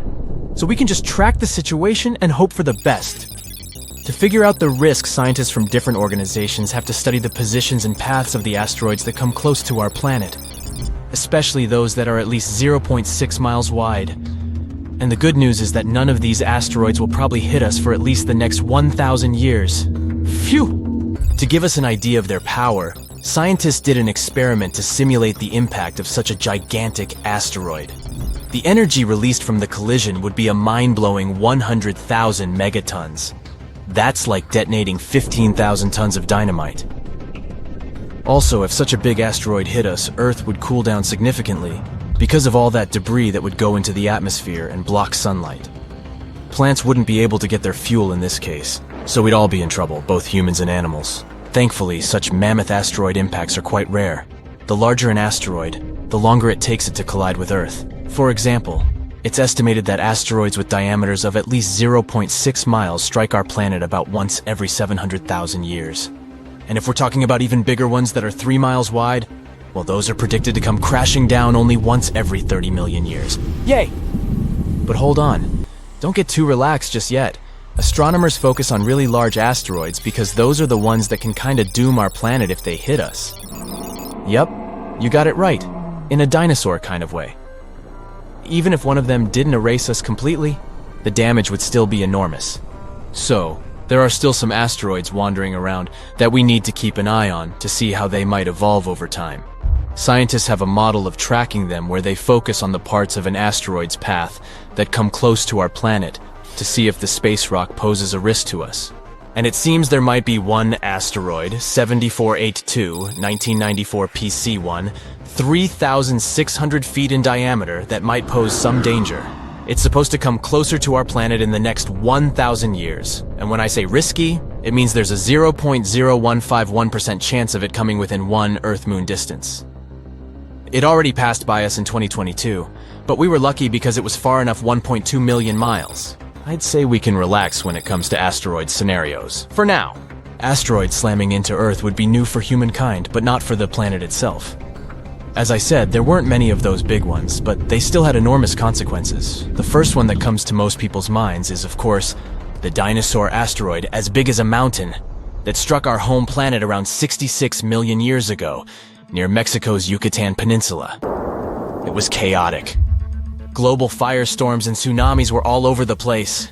Dust was blocking out the sun, and vaporized rock released sulfur, which then led to acid rain and the acidification of the oceans. But there was an even bigger fella that came before that one. Around 2 billion years ago, a gigantic asteroid crashed into our planet and left a massive crater in South Africa. The one we know today as the Redefort crater. And it seems this asteroid might have been even bigger than we all originally thought. Twice as wide as the space rock that erased dinosaurs. The Redefort crater is confirmed to be the biggest visible crater on Earth, with a diameter of about 99 miles. It used to be even bigger when it first formed, though. Maybe even 155 to 174 miles across. It's hard to figure out its true size because the crater has been eroding for the past 2 billion years. Think of it like slicing off layers from the rim of a bowl. The diameter gets smaller with each slice. When the asteroid, 7 to 5 miles wide, that wiped away dinosaurs hit Earth about 66 million years ago, it caused massive destruction. Forest fires, acid rain, tsunamis, and so much ash and dust that it changed Earth's climate. This all made about 75% of life on our planet extinct. The asteroid that created the Redefort crater was not only bigger, but it also traveled at a higher speed, which means the consequences there would have been even worse. But it happened a long time ago, and living beings were different back then. Maybe it was some bacteria that didn't even notice that something unusual was happening. Earth is not the only one. Lots of impacts have happened across our solar system too. For example, in our close neighborhood. Yup, moving to Mercury and its massive crater called the Caloris Basin. It measures about 950 miles across, which is more than the state of Texas. There's a ring of towering mountains around the crater which makes it look even more impressive. You can see different colors in the mosaic image of the Caloris Basin. They tell us more about the geology of the basin. The orange parts represent lava that once flooded the basin. These lava flows covered the original surface and added this specific orange hue. And after the lava flooded the basin on Mercury, smaller craters formed on top of the lava surface. These craters dug into the ground and uncovered the material hidden beneath the lava. Some of this material is blue in color. And this blue stuff could be a clue about what the original floor of the basin had looked like before the lava covered it. Venus, the hottest planet in our solar system, has a thick atmosphere that comes with a pretty good defense system against space rocks. It's so dense that it burns up most meteors before they even reach its surface. As a result, you won't see as many visible craters on Venus as on other rocky planets in our solar system. But Venus still has some scars that can tell us about some serious impacts that happened there. And one of the biggest scars we know about is Meade Crater. It's enormous, about 170 miles in diameter. The inner floor of this crater is relatively flat and kind of brighter than its surroundings. It's possible that the crater ended up filled with a mixture of melted rock after the impact, and maybe even lava from volcanic activity on Venus. Want to get an idea of what Earth might look like without its protective layer called atmosphere? Just take a look at the Moon. Its surface is littered with impact craters. This Tycho is one of the craters you'll easily notice on the Moon. When you look at the full moon, you can spot it as a distinct circle with bright rays that radiate outward, slightly off-center on the lower left side of the moon. This crater, 53 miles wide, has a beautiful central peak in the middle that's topped with an intriguing boulder. The size of this boulder is impressive. It would fill about half of a typical city block here on Earth. When talking about craters, we definitely can't leave out Mars.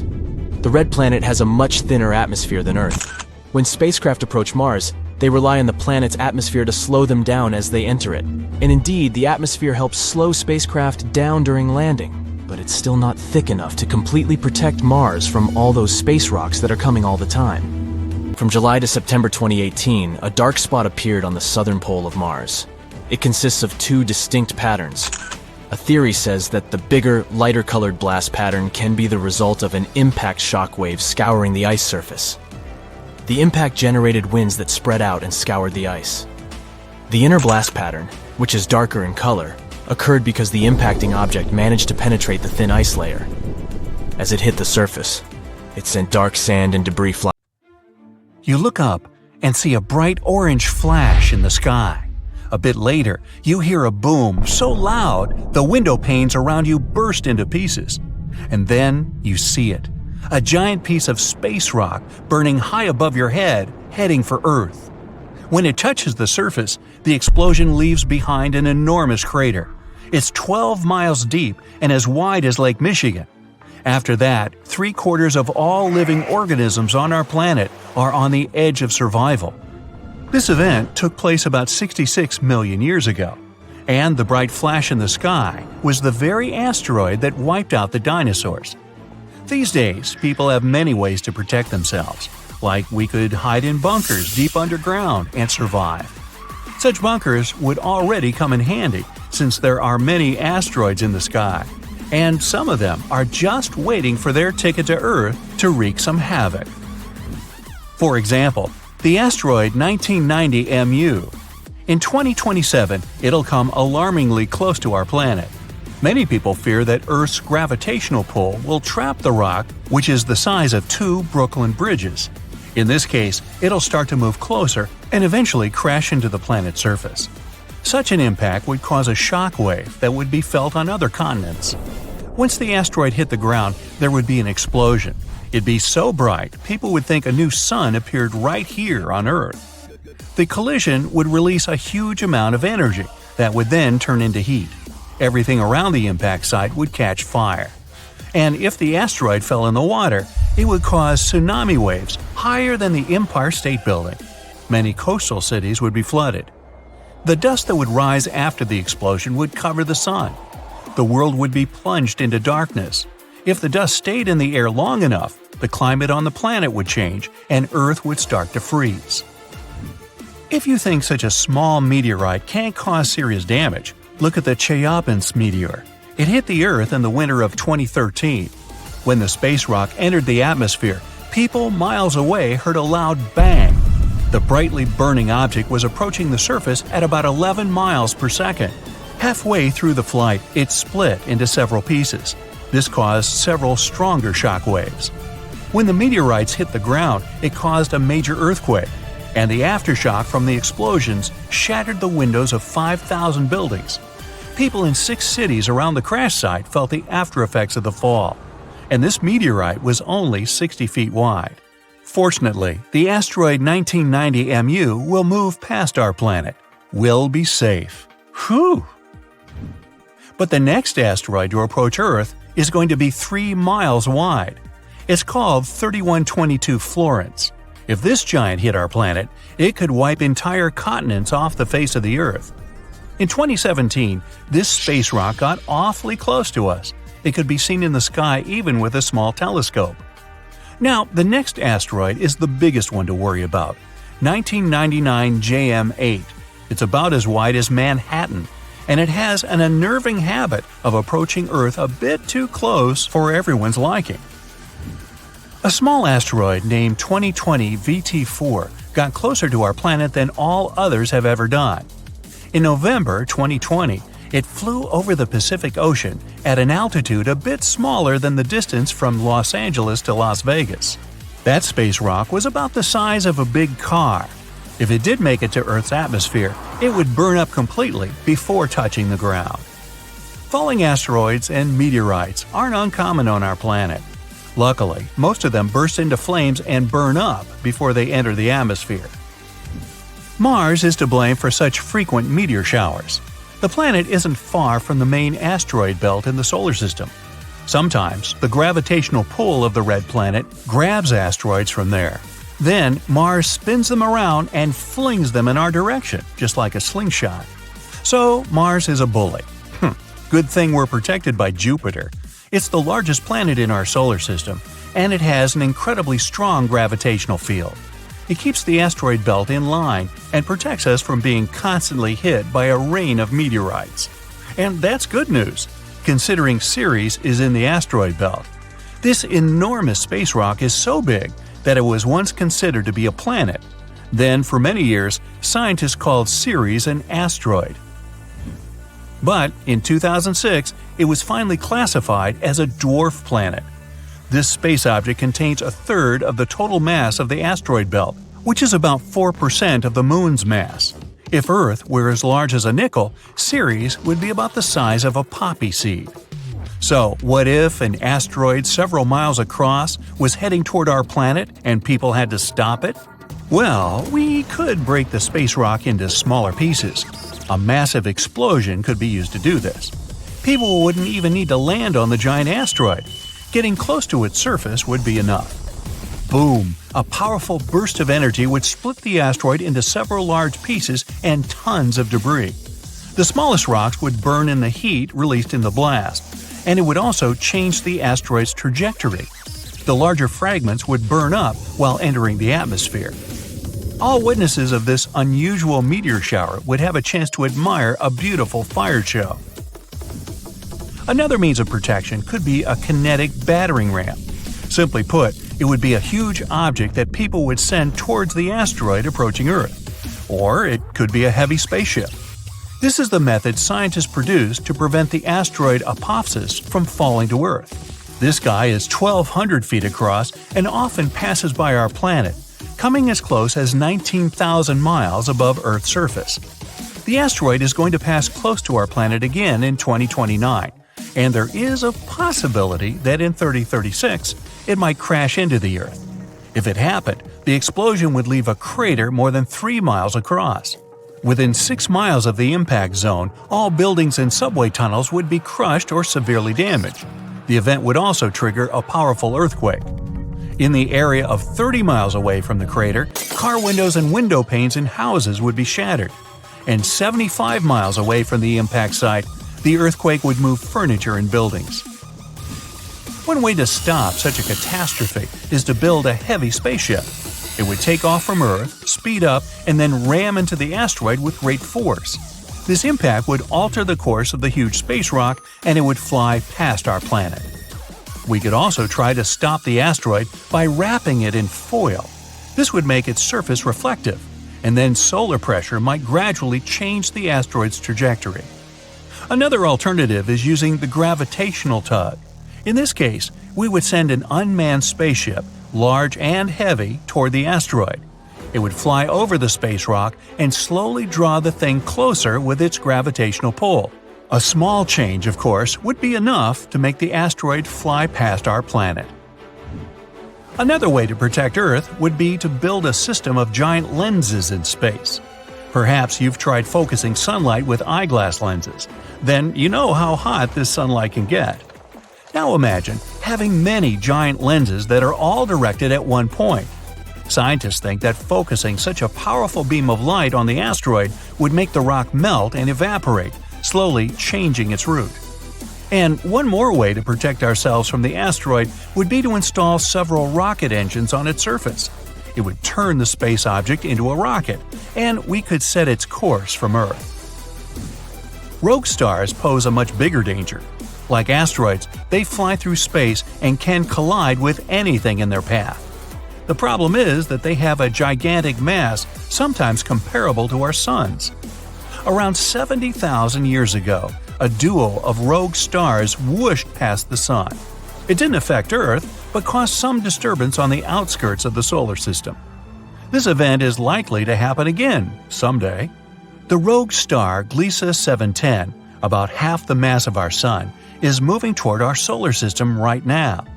There's a possibility that it'll begin to grab asteroids from the outer asteroid belt and toss them at us. And then, rare meteor showers you can observe these days will become a regular occurrence.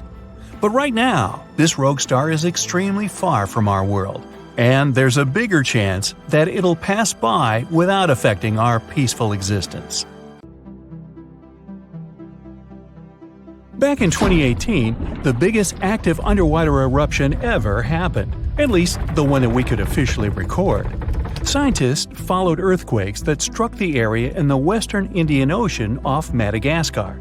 Between 2018 and 2021, over 11,000 earthquakes struck a small island called Mayan between Madagascar and Mozambique. The strongest one had a magnitude of 5.9. Until then, this area had been pretty peaceful. There had only been 2 earthquakes recorded over 50 years. Along with regular earthquakes, there were also some unusual seismic hums, like earthquakes at pretty low frequencies, forming deep underground. People couldn't feel those hums at the surface, but researchers around the world discovered them and realized they were related to volcanic activity no one actually noticed coming. Something strange happened. That underwater eruption created a giant skyscraper-sized volcano. This new underwater volcano turned out to be around 1.5 times the height of One World Trade Center in New York, and almost 10 times bigger than the Statue of Liberty. The area where it appeared had been explored in 2014, but it was almost flat, peaceful, and empty back then. Now, there is an actual volcano nearly 8,500 feet below sea level. The volcano gets its magma from a super profound reservoir located nearly 34 miles underground. It's the deepest reservoir of volcanic magma that we know about. The Earth has layers, and the middle one is kinda chunky. It's very much like peanut caramel filling many chocolates have.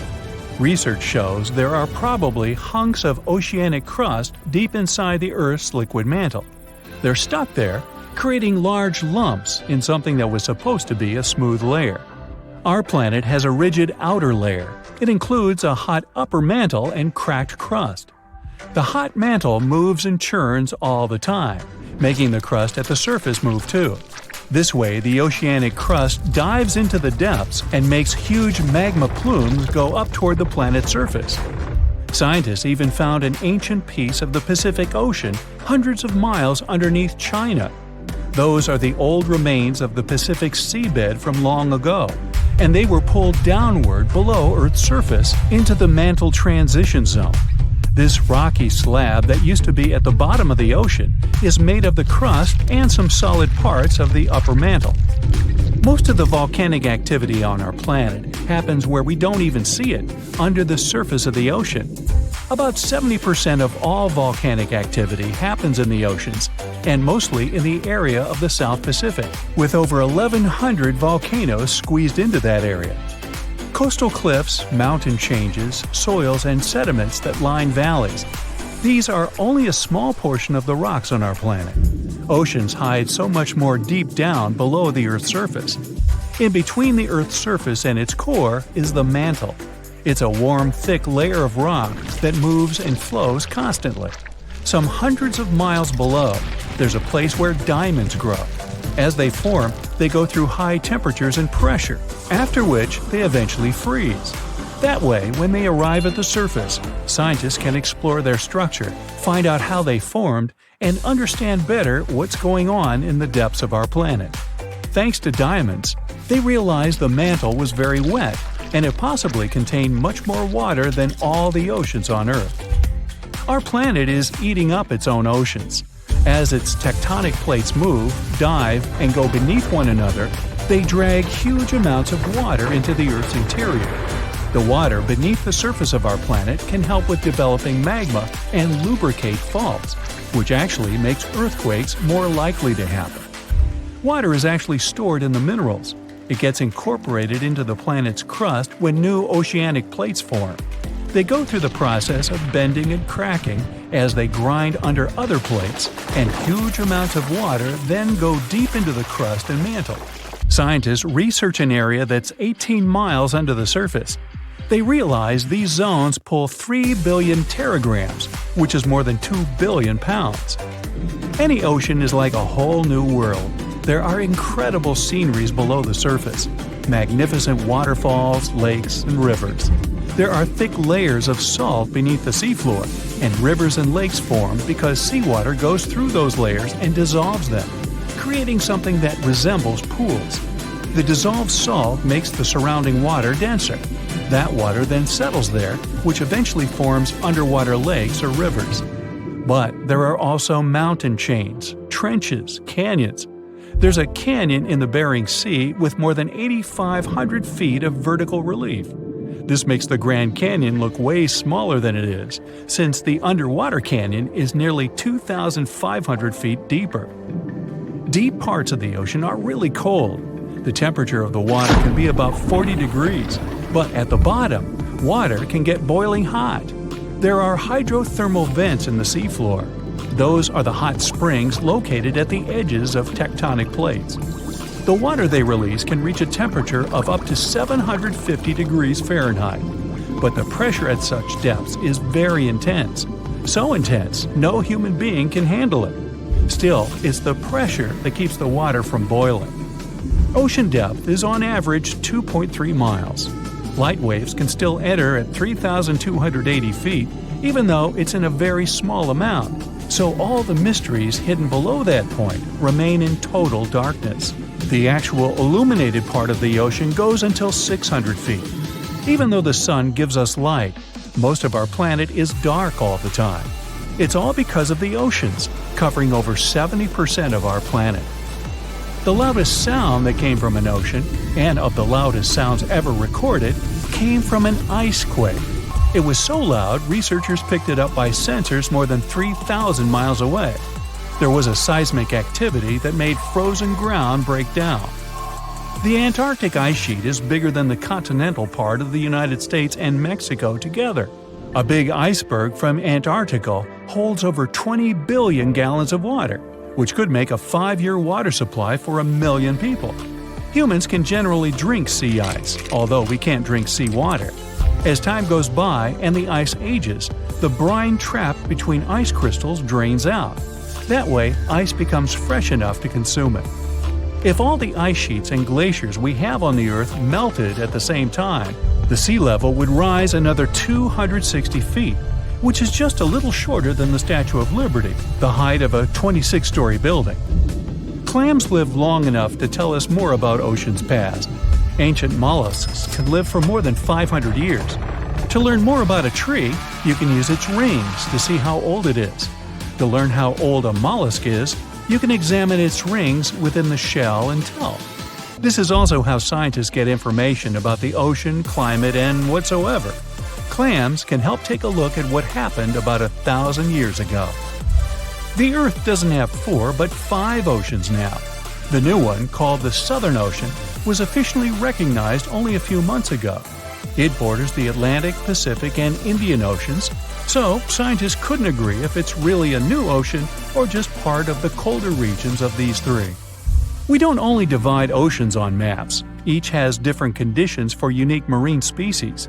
For example, the Southern Ocean has leopard seals, orcas, minke whales, emperor penguins, and other animals that live in cold, icy seas. It's also home to krill, small creatures that look like shrimp and are food for many bigger animals that live there. Life on our planet started about 3.5 billion years ago. I wasn't around then. It's still a mystery how and when exactly, but some theories say life could have first emerged in the depths of the ocean. A few years ago, scientists found microscopic tubes and filaments within rocks formed about 4 billion years ago. These rocks are fragments of ancient oceanic crust. Also, these tiny tubes and filaments are similar to microbes that can still be found on hydrothermal vents in deep parts of the ocean. The idea is these living cells found conditions to stay alive in tiny rocky pores inside the chimneys of those vents, and started the amazing adventure of the evolution of life on our planet.